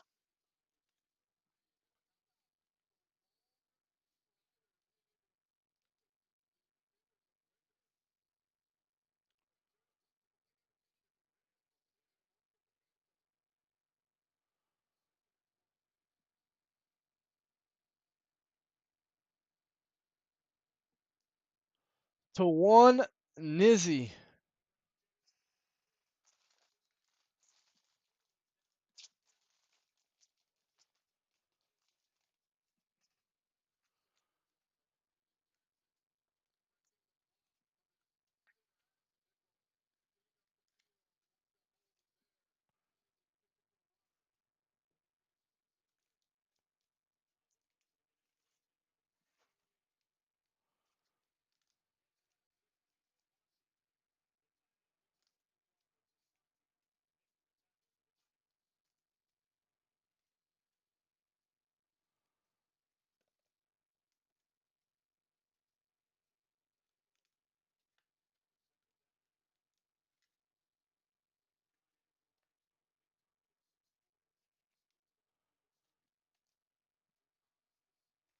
I have already sent it, but like I could have another one very quickly. Let me know if you want to wait for the next one or just want me to send these to you. I will probably have the next one beforehand.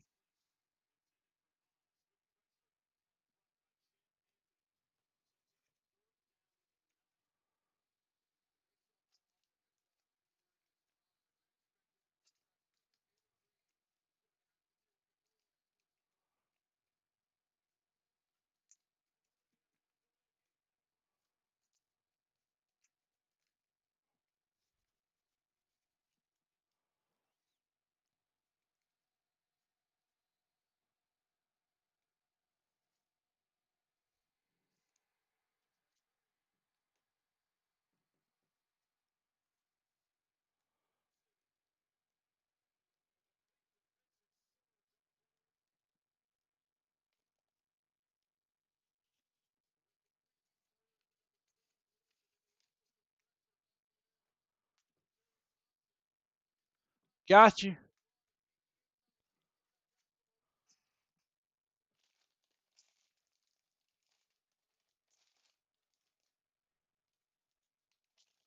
It is at 6 cards so far.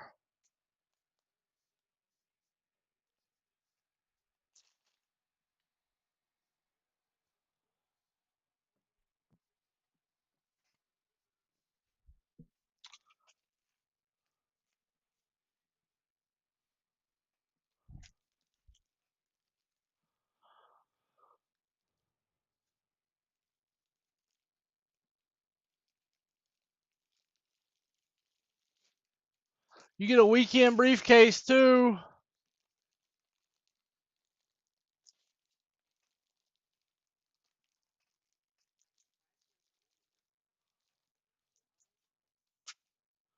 Who wants to take some Boys of Summer? I'm going to go ahead and get this out of the box. That way people can see it. Like, it's a fresh case. You see me popping the fresh case. You see me popping it right here. Boys of Summer. Fresh 8-box case.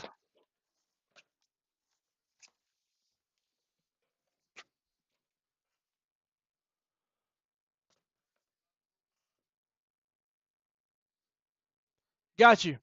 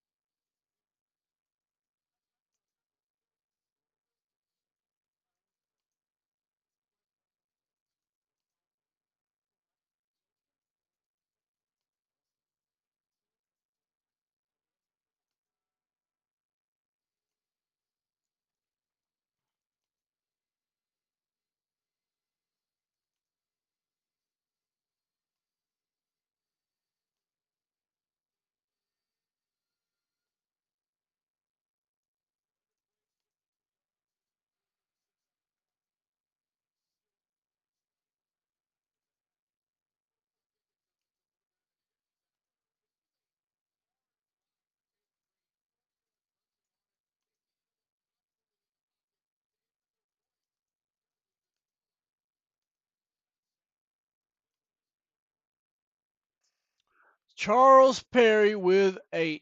Briefcase 8.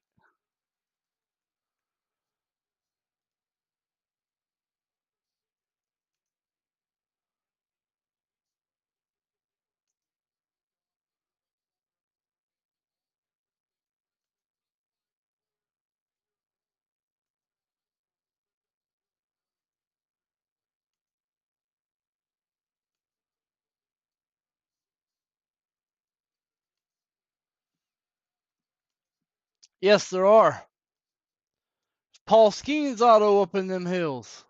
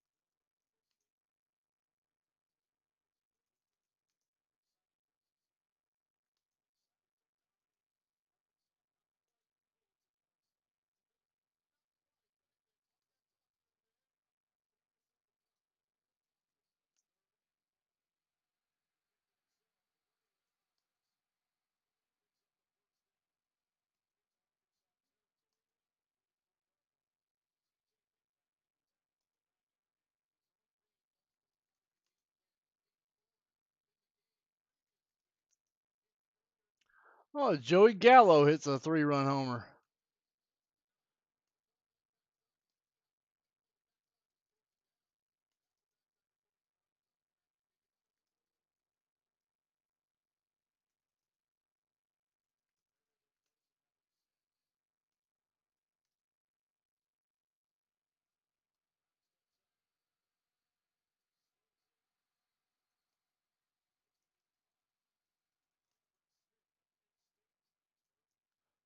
Got Charles Perry in.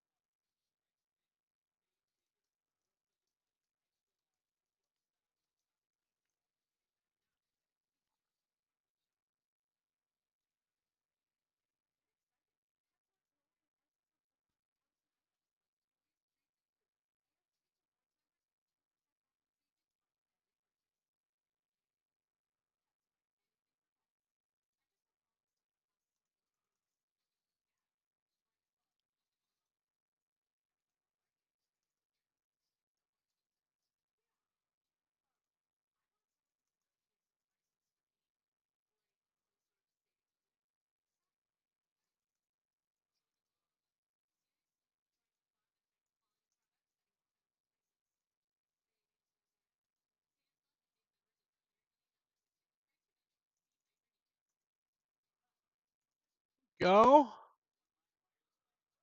Destined to delay from the laptop. I see you, Charles Perry.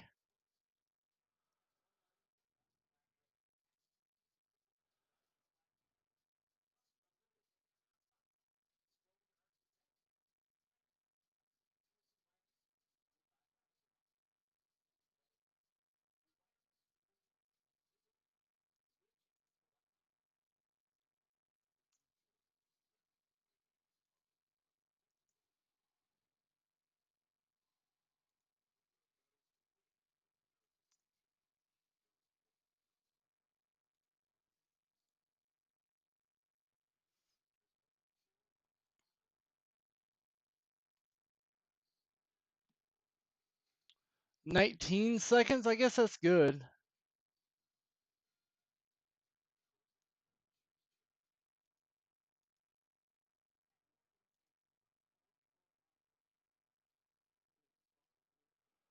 Charles Perry got in today. Who else?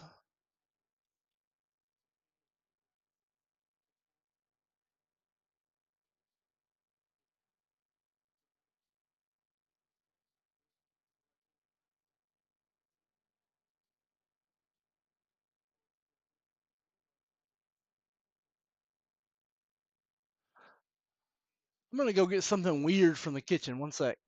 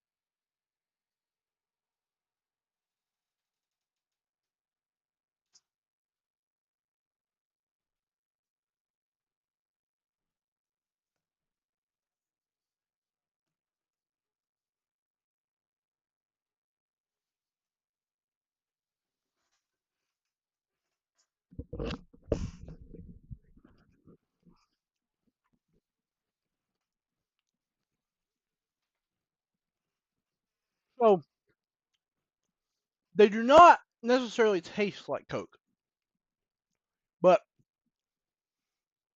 when you bring it up to your mouth, it smells just like you cracked a Coke. So you're tasting with your nose on it a little bit.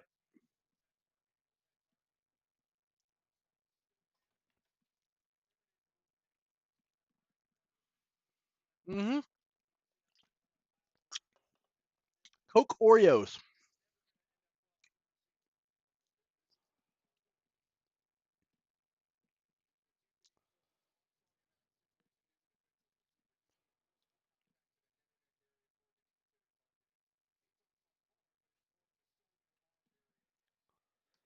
Coke Oreos.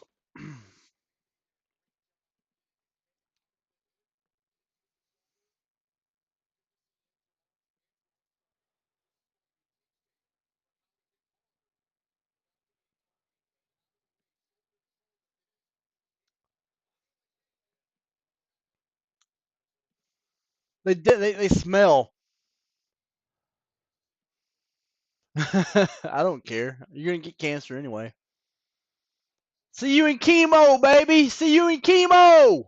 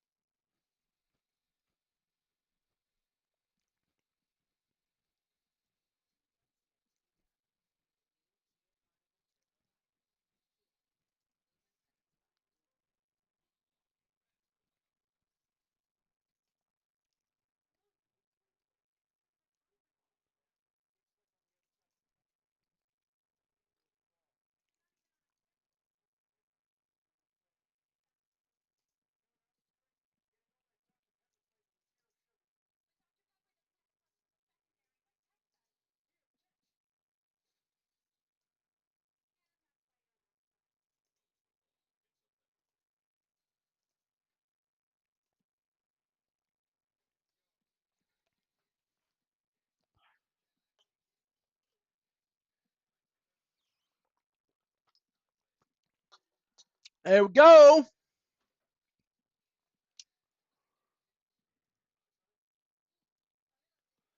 See who else getting in. I got Charles Perry in today. I got Brian Kusaba in today. It would be cool. Does it exist? Does it exist?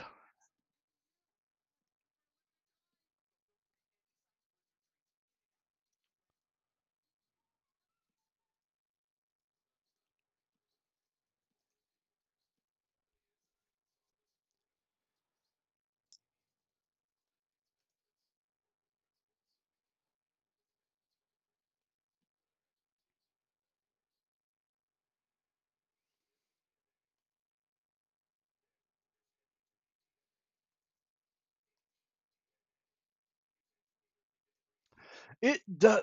They do exist. They do exist. Yeah, it's sweet. That's a sweet card. Get a triple with Brian.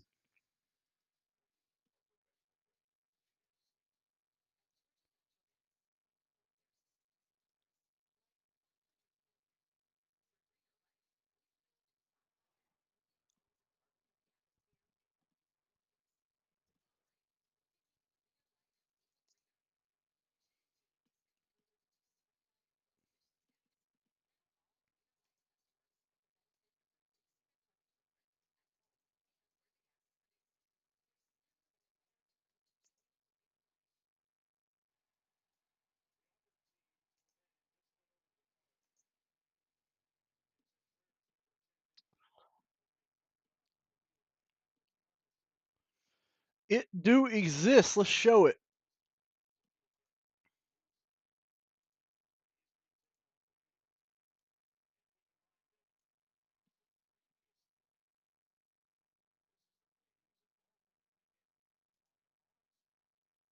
Look how pretty that is.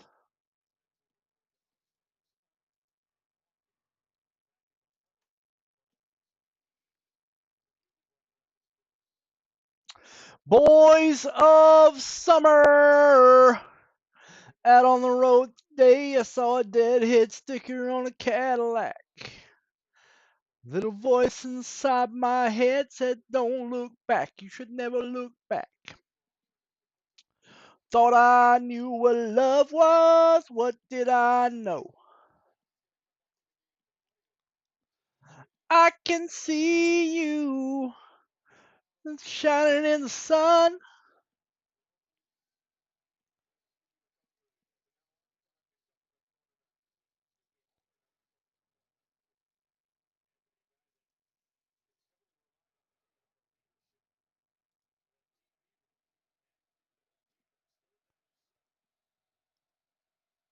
Right? Yeah.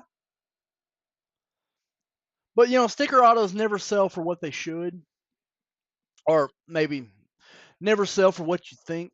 If it were on card, it would go for a lot more.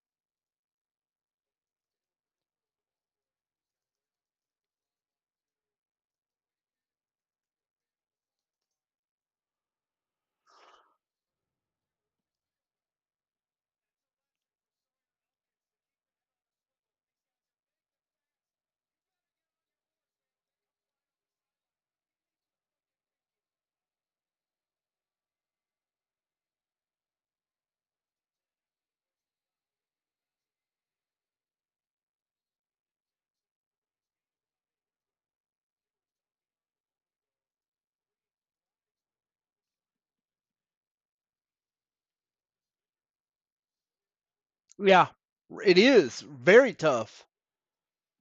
That's why they don't do it. That's specifically why the insert autos exist. No, I recognize how tough it is, but that's also why they're worth more. This is going to be a tough game. Arkansas Auburn is going to be a tough, tough game.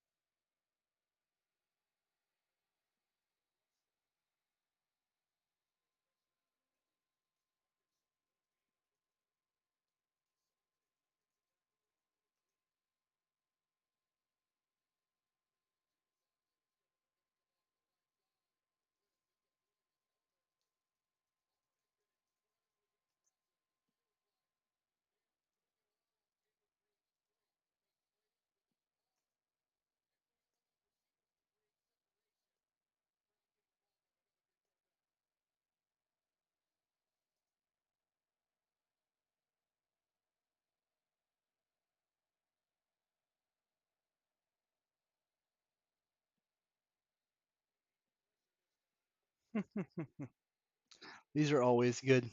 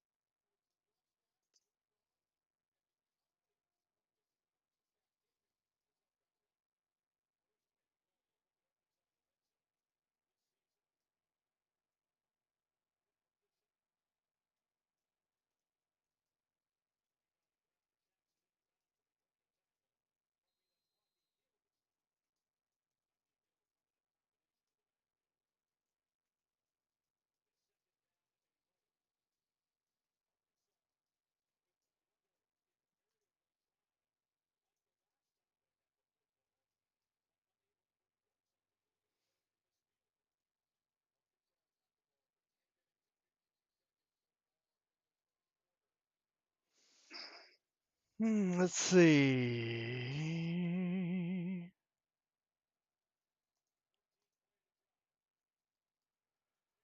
See if I can get anybody else in. Let's look here. Vintage breaks. I got Charles Perry in earlier.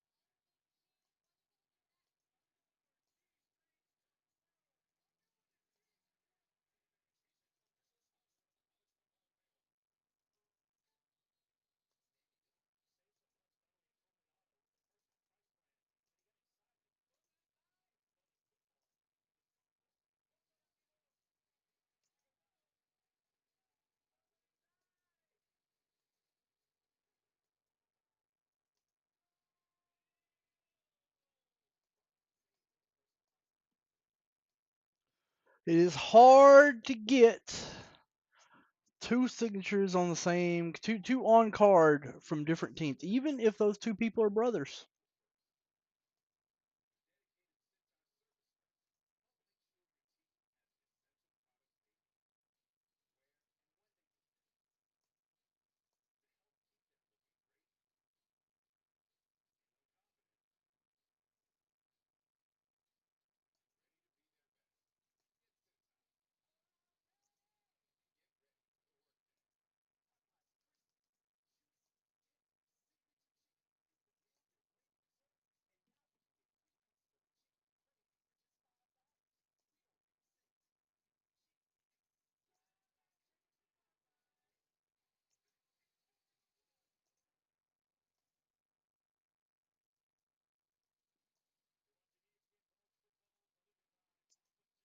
Love that chicken from Popeyes.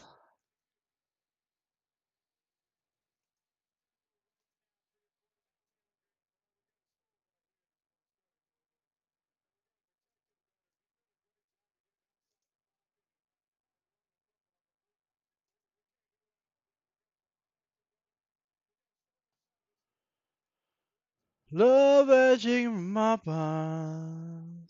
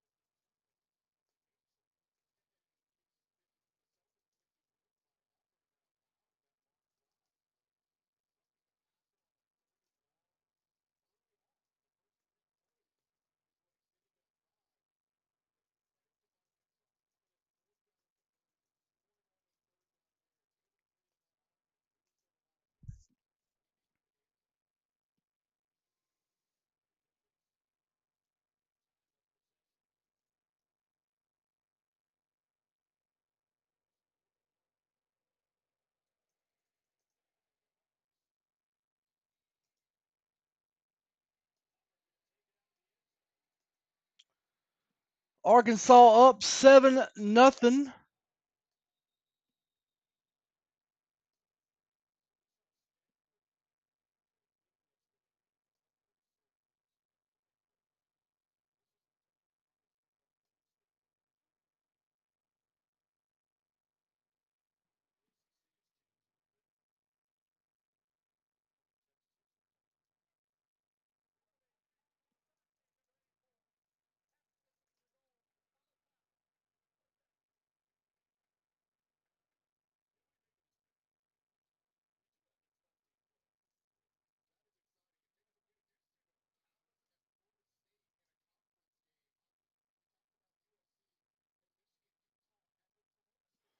See anybody else getting in? Just Charles Perry thus far. It's 4 o'clock.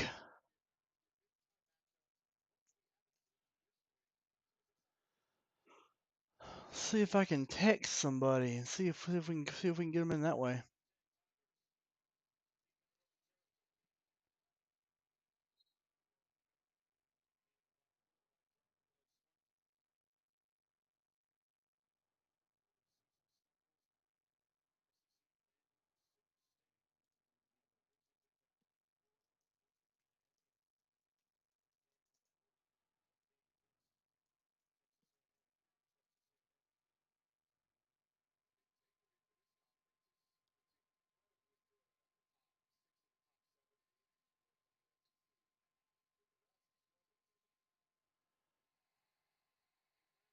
These afternoon shows are oh so difficult sometimes.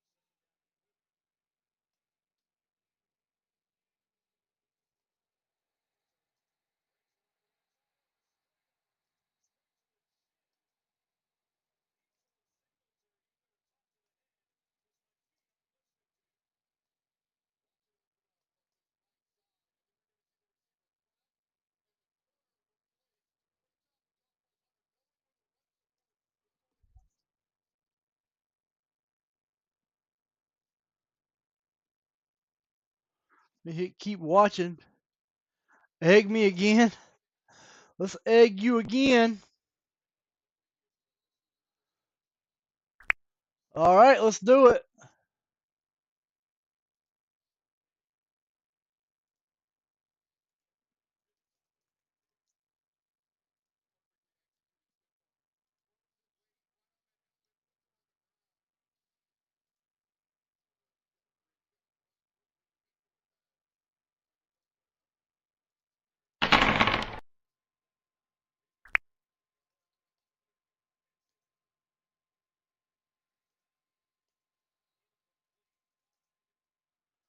One second.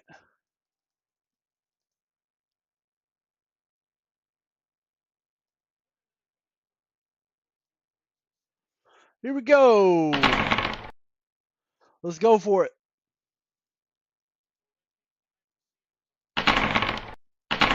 Ah. 6543.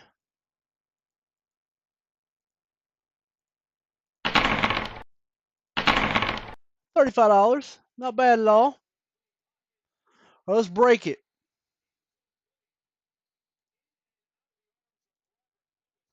9.5. All I gotta do is change it to a 5.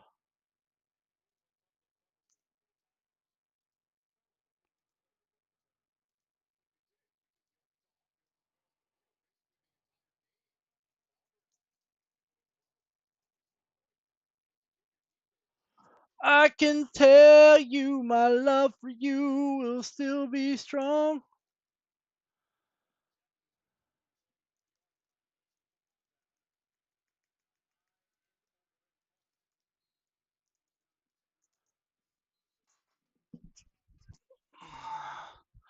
After the boys of summer have gone.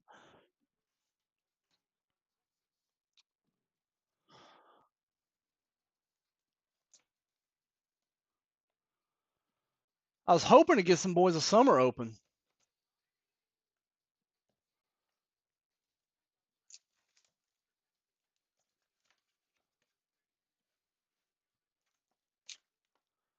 Get you some Skeens, baby.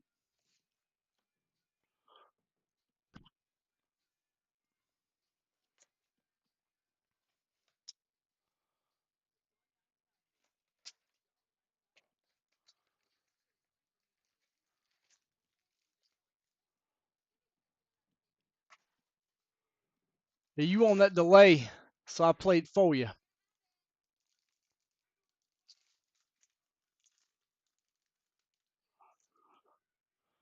Canario, Adolfo, Velorio. What was that they said in the our food? Yeah, I don't know. I don't know what. Yeah. Oh, we got some color. It is a gold shimmer. Isabel Diaz, first Bowman. Cuban free agent, gold wave, number to 50.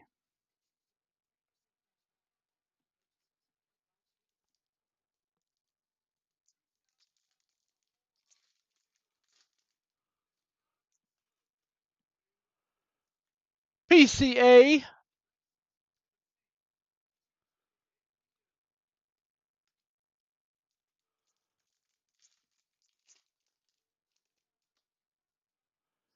Emmett, Austin, Hassong, and Wusak.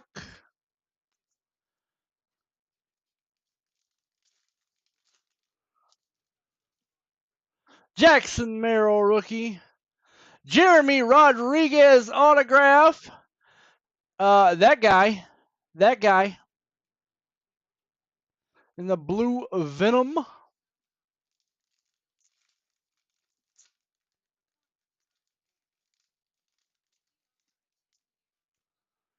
Mason Wynn.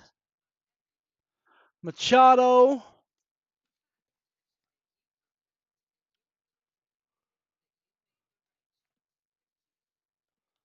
Mini box 2.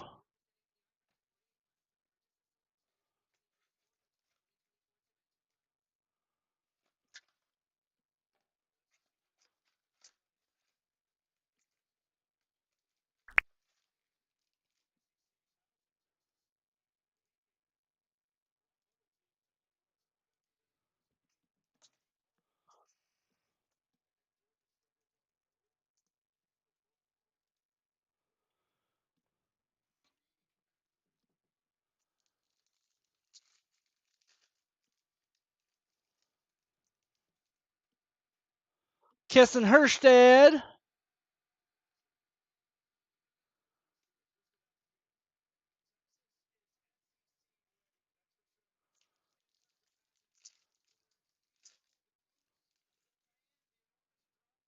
Yamamoto. Leo, oh, here's the big dude, Leo DeVries.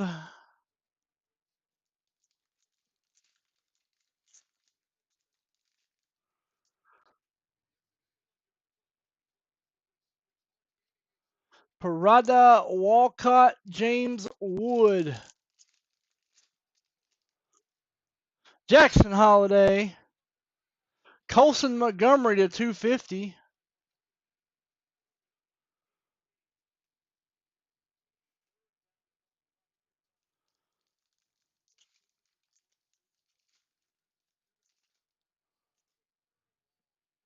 Garrett Cole. Uh-oh, got some color here. Jake Bloss, first Bowman. Gold mini diamond, Jake Bloss. Very good pitcher, by the way. Jake Bloss.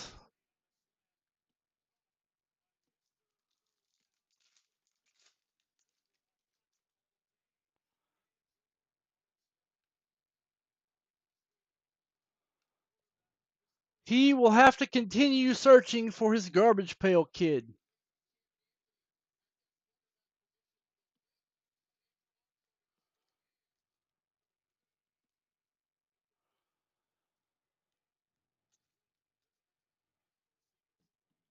Let me put one of those back in stock.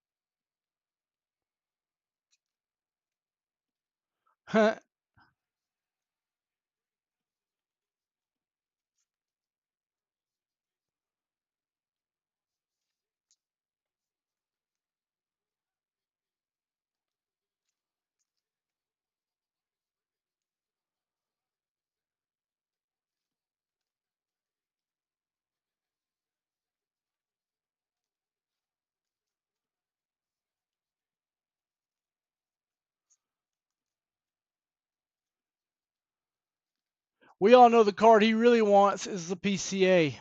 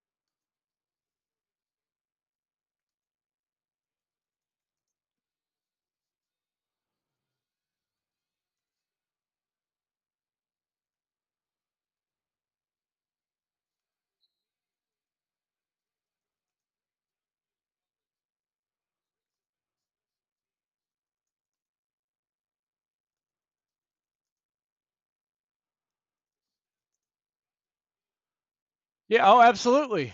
Absolutely. I'm not done yet. I'll take a look at it.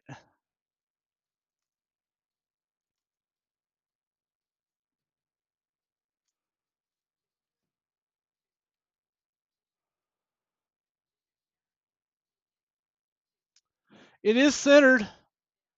Yep. It's got a print line, but it's not that bad.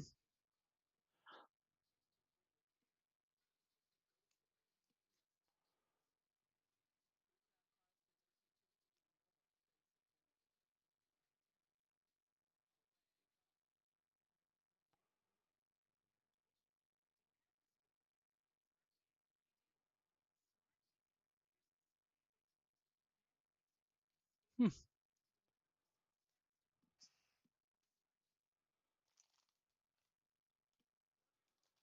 That's going on the order.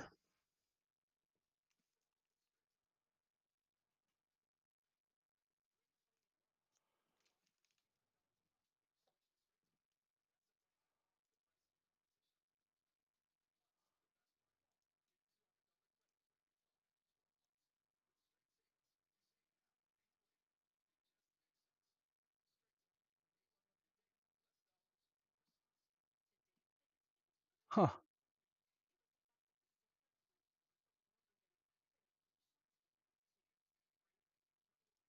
That is pretty cool. All right, let me put my last box back in stock.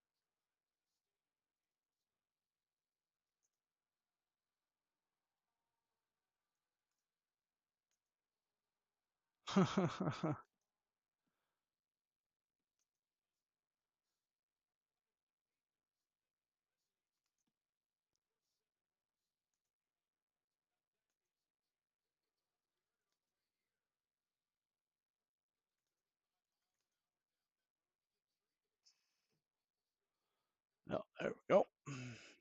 Great. Let's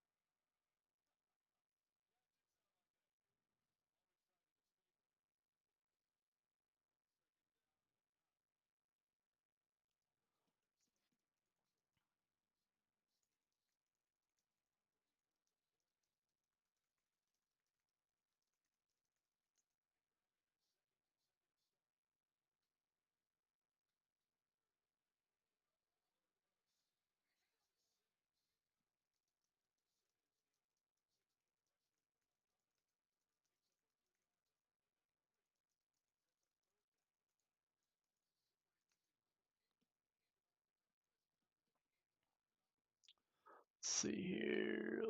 Boys of Summer. Got shelled. Well, I mean, it happens.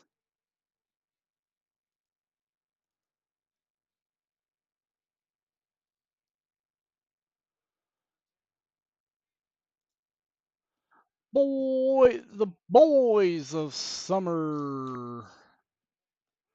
Boys of summer. Yeah, Toronto, just like snow. Informa, but up.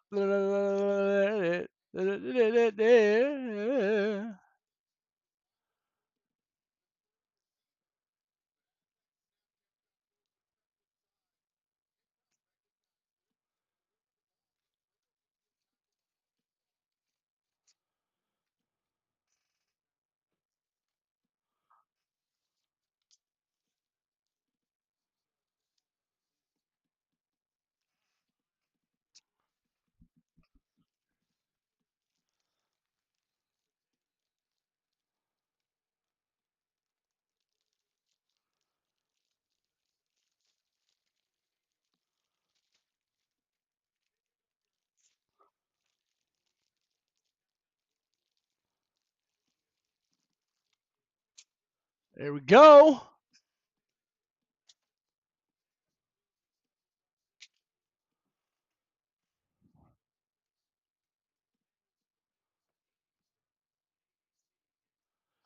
I mean, that's got to mean something. You say Kikuchi is a valuable commodity.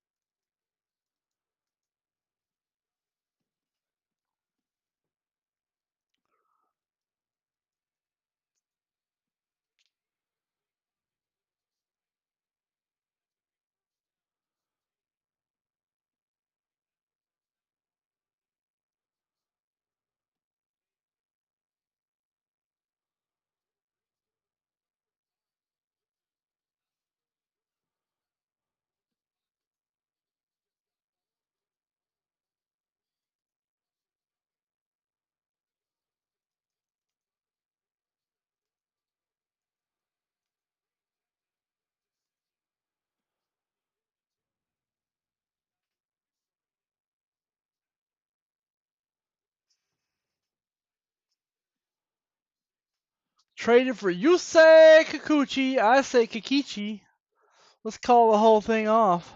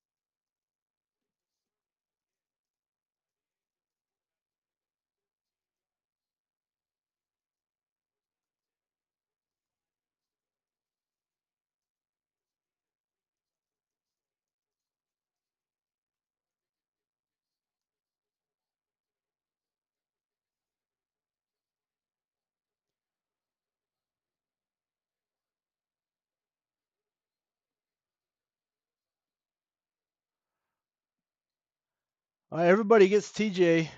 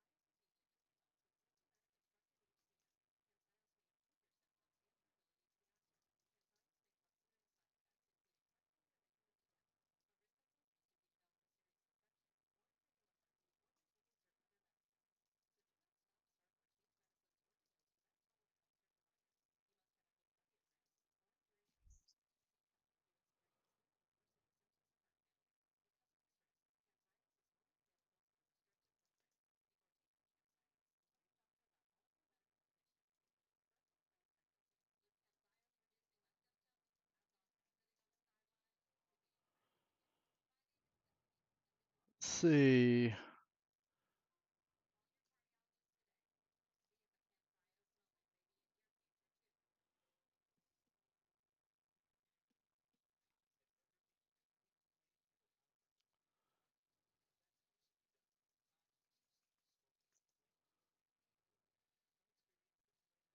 $442.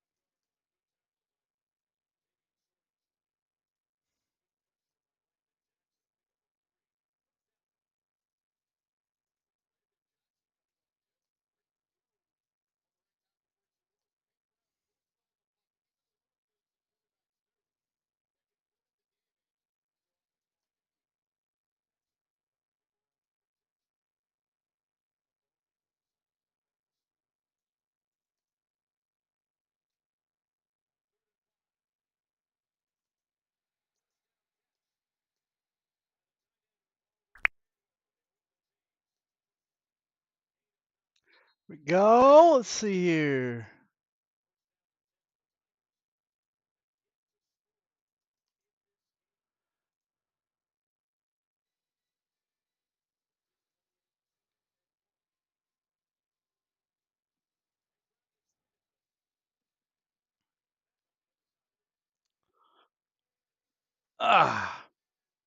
Had to adjust my nuts there. I don't know who that is. Here we go. Boom.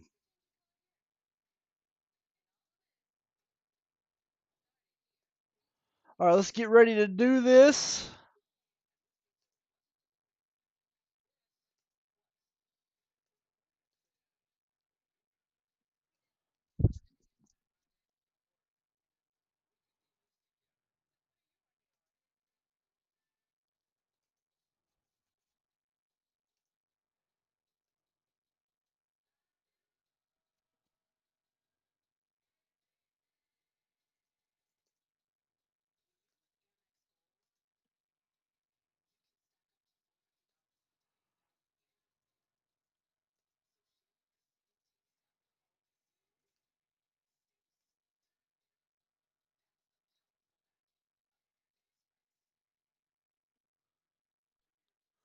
Let's go to Foya.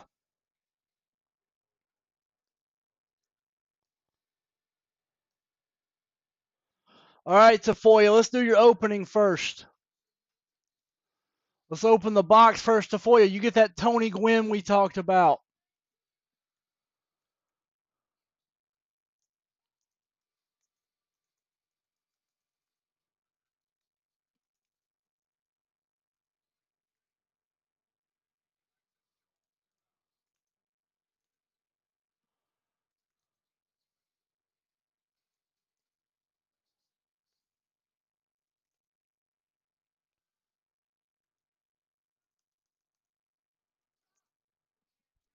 Merrill. Jackson Merrill. You can get Jackson Merrill rookies in both of these.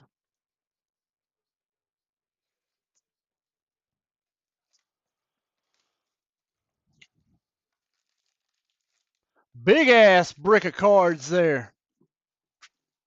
Boys of Summer, 3 autographs. You can see how good these boxes really are. Look how thick these cards are, boy. They thick. Damn, they thick. That boy thick. Justin Crawford. George Lombard. They're all numbered. A-Rod. Donnie Baseball. These all have that top acetate sheen. All right, here we go. Here's the hits. Great card here. Colson Montgomery to 149 with some jersey piping, some patch materials. That's a glove. River Ryan, American Glory to 149.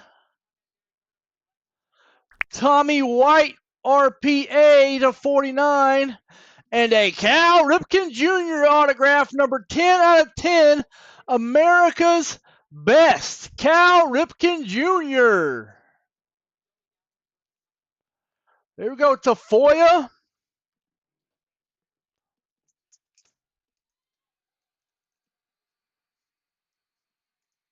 Oh no. Let's see what my wife is hollering about.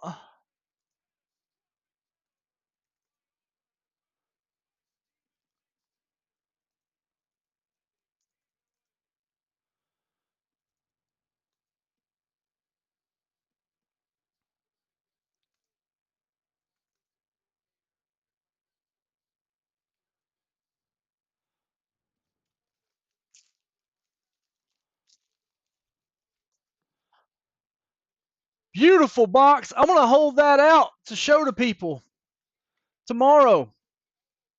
I'm going to show them how good it is tomorrow.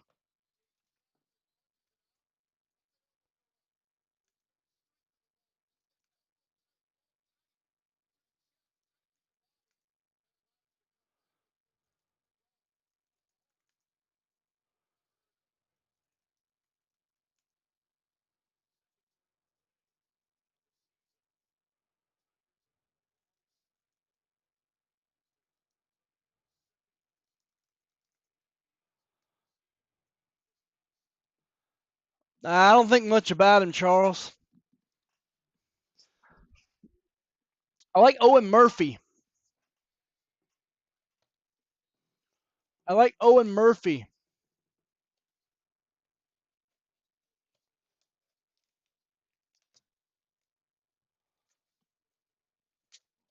Come on, Jackson Merrill.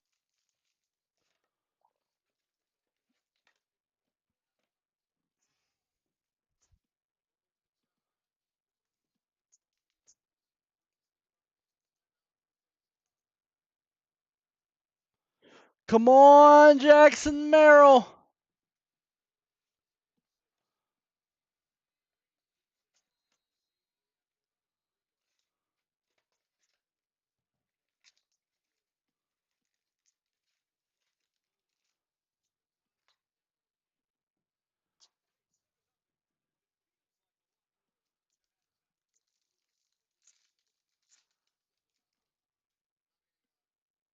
Paul Skeens, rookie. There we go. Lindor.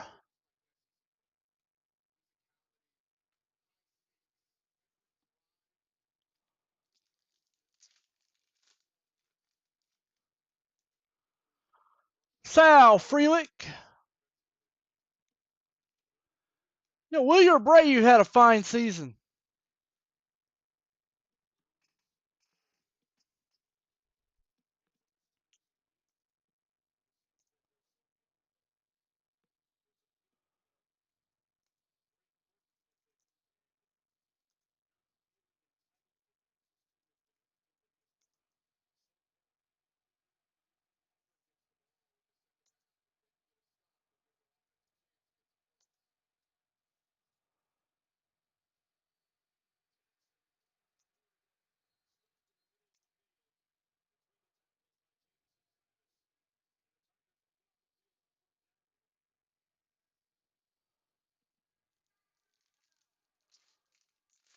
Yeah, it was Boys of Summer. I got a whole case of that. That was the first box of the case. It is a loaded product. Ethan Salas to $4.99. There's your Padre.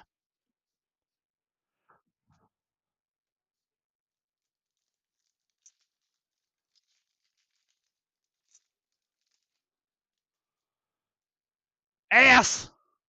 Shohei. Max Clark.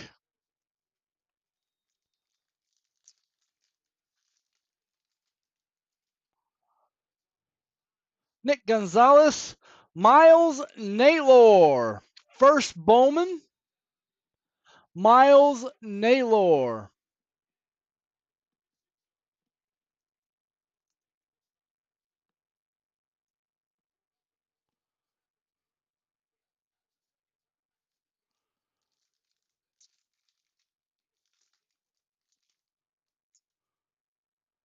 Harrison Goldie. Jackson Merrill. It came to the league. There's your one, Jackson. Would have rather that have been a garbage pail kid.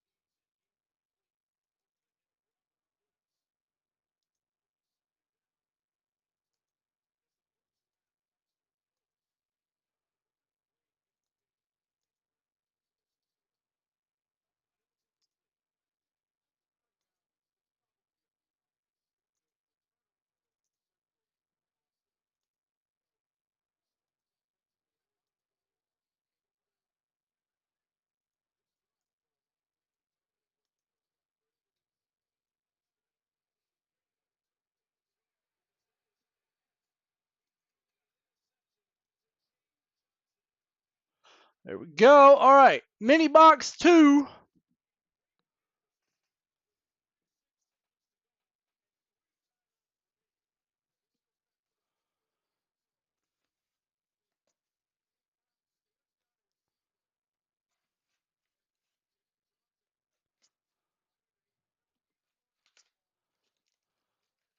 Eric Jarvie, I highly recommend you take a box of Boys of Summer. I will briefcase it.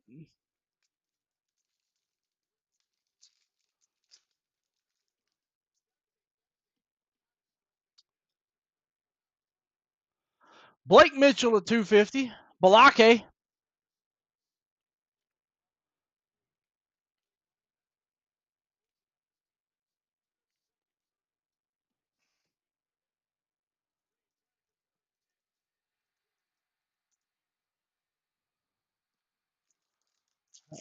There we go. Good little run back, Auburn. Lane Thomas, Aaron Judge, Elias Medina in a shimmer.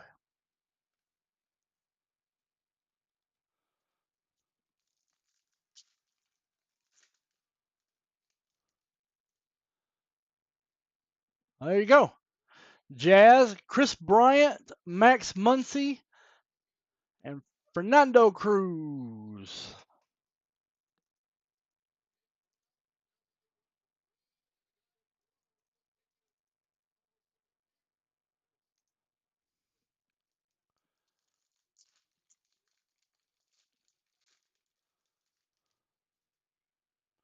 Ellie De La Cruz. Lou Bob. Sedane Raffello, what a guy. All right, we're getting auto time.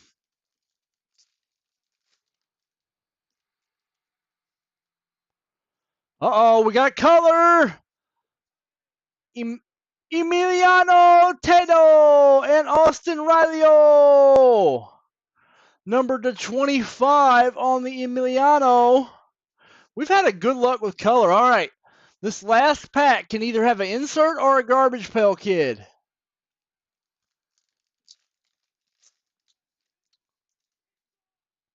And it has an insert. Soderstrom and my first Bowman, Lou Bob.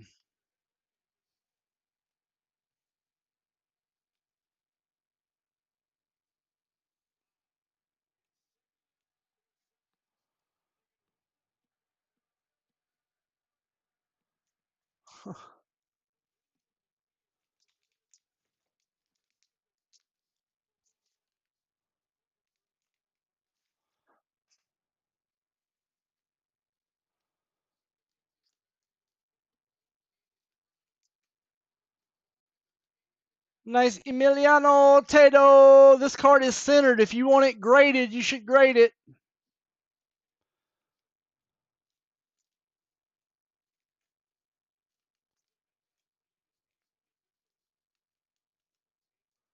Jackson Merrill.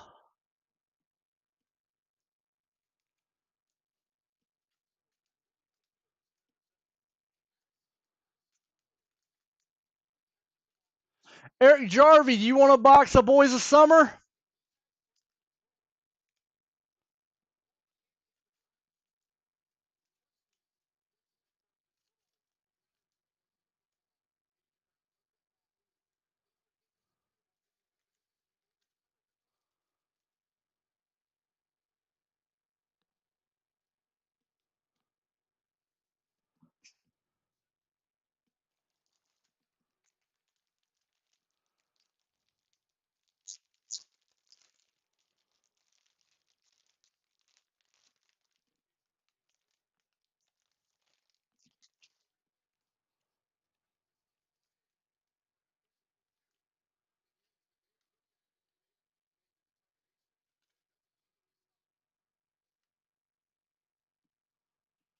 I'm here for about 20 more minutes, Eric.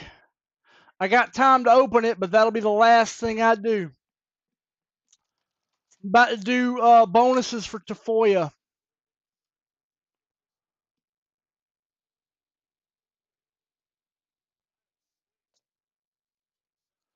Joe, this will come to you direct, as per our deal.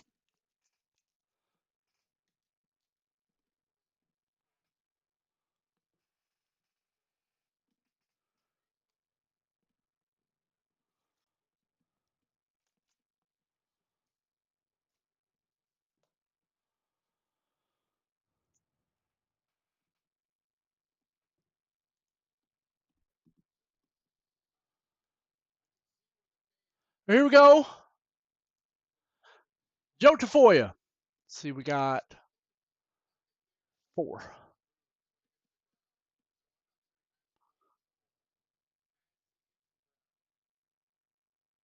Ah, crap.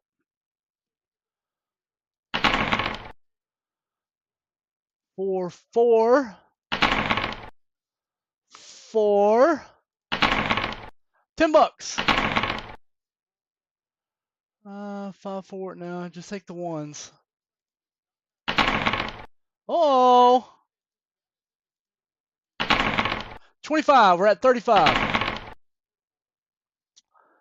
85. Last one.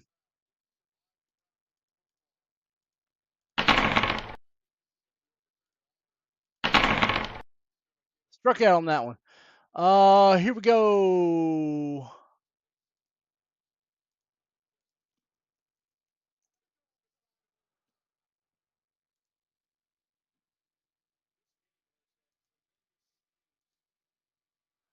What? What? What? What? Why is it doing that? Why it do that?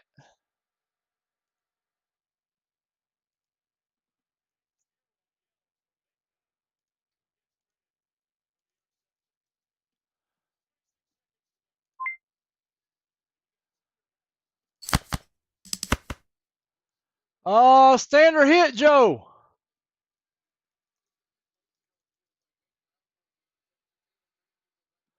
Let's see. Oh,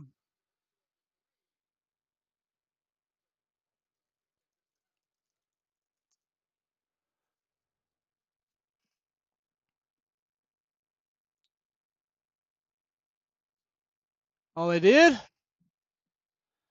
And I think I might have been showing the wrong window. But the result was great. If you want me to redo them, I will. Just let me know.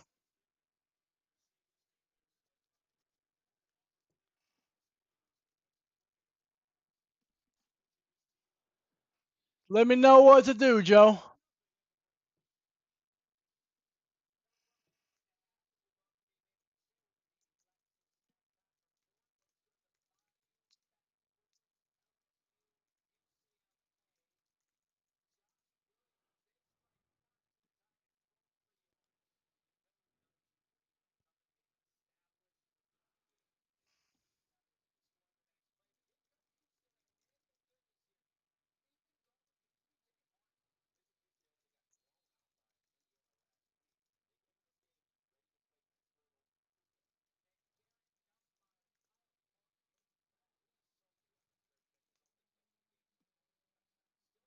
$85.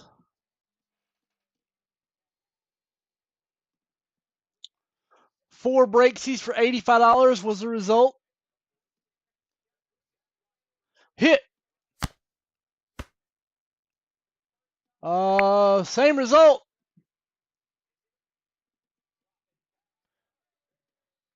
Hit.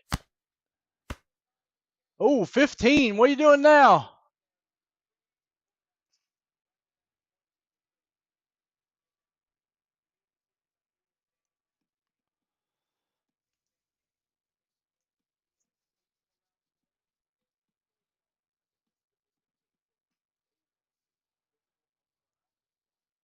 Yeah, there's a little bit of lag going on.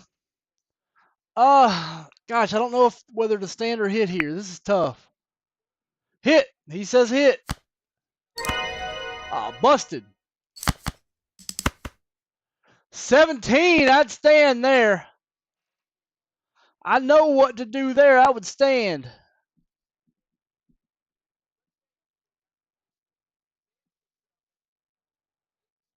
Stay, yeah.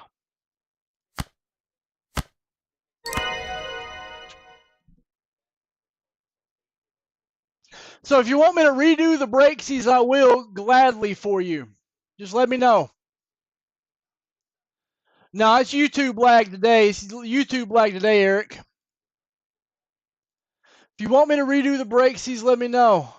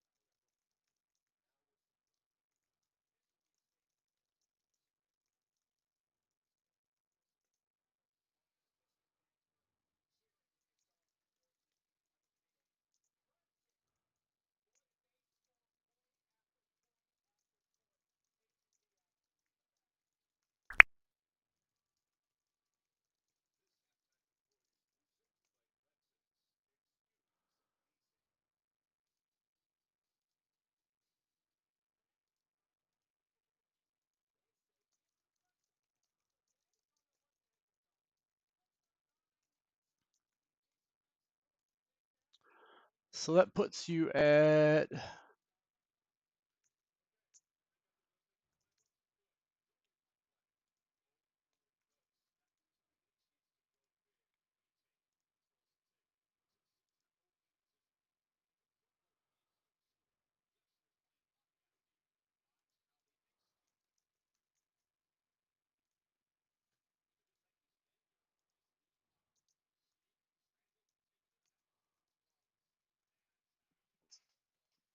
Tony Gwynn to Joe Tafoya.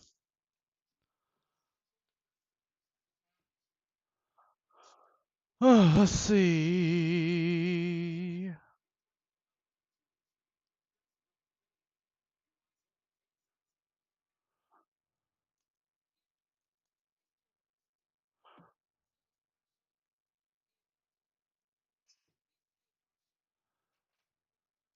Eric Jarvie, are you in? If so, let me know. If not, I'm signing off.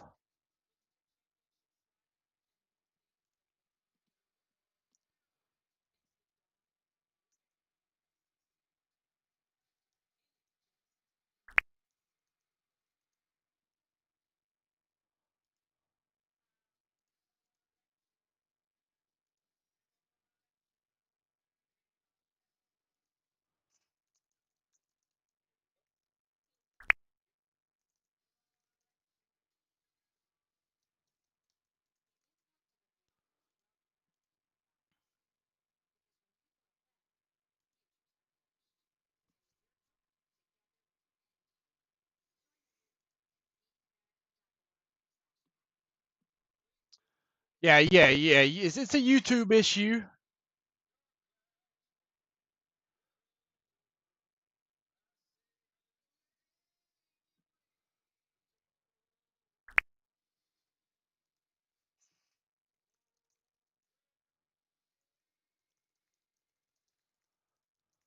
All right. Re-rolling the second one.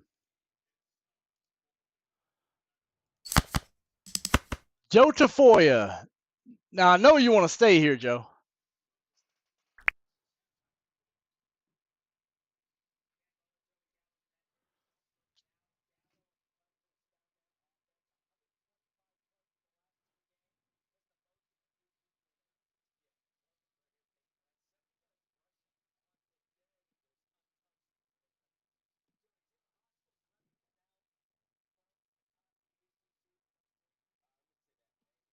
What we doing, Joe?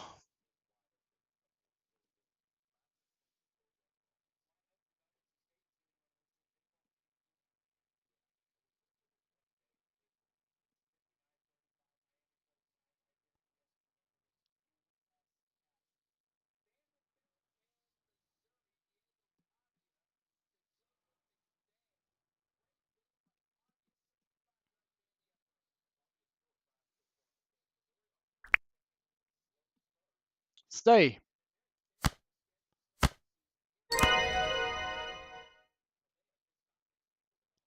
I am not amused. I'm not amused by that hand. Not amused.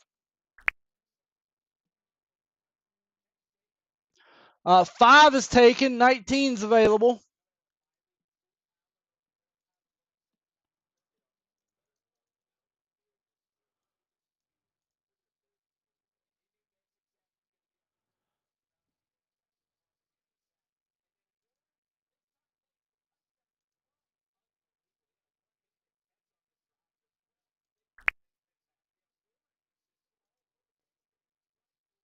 It was a hell of a hand.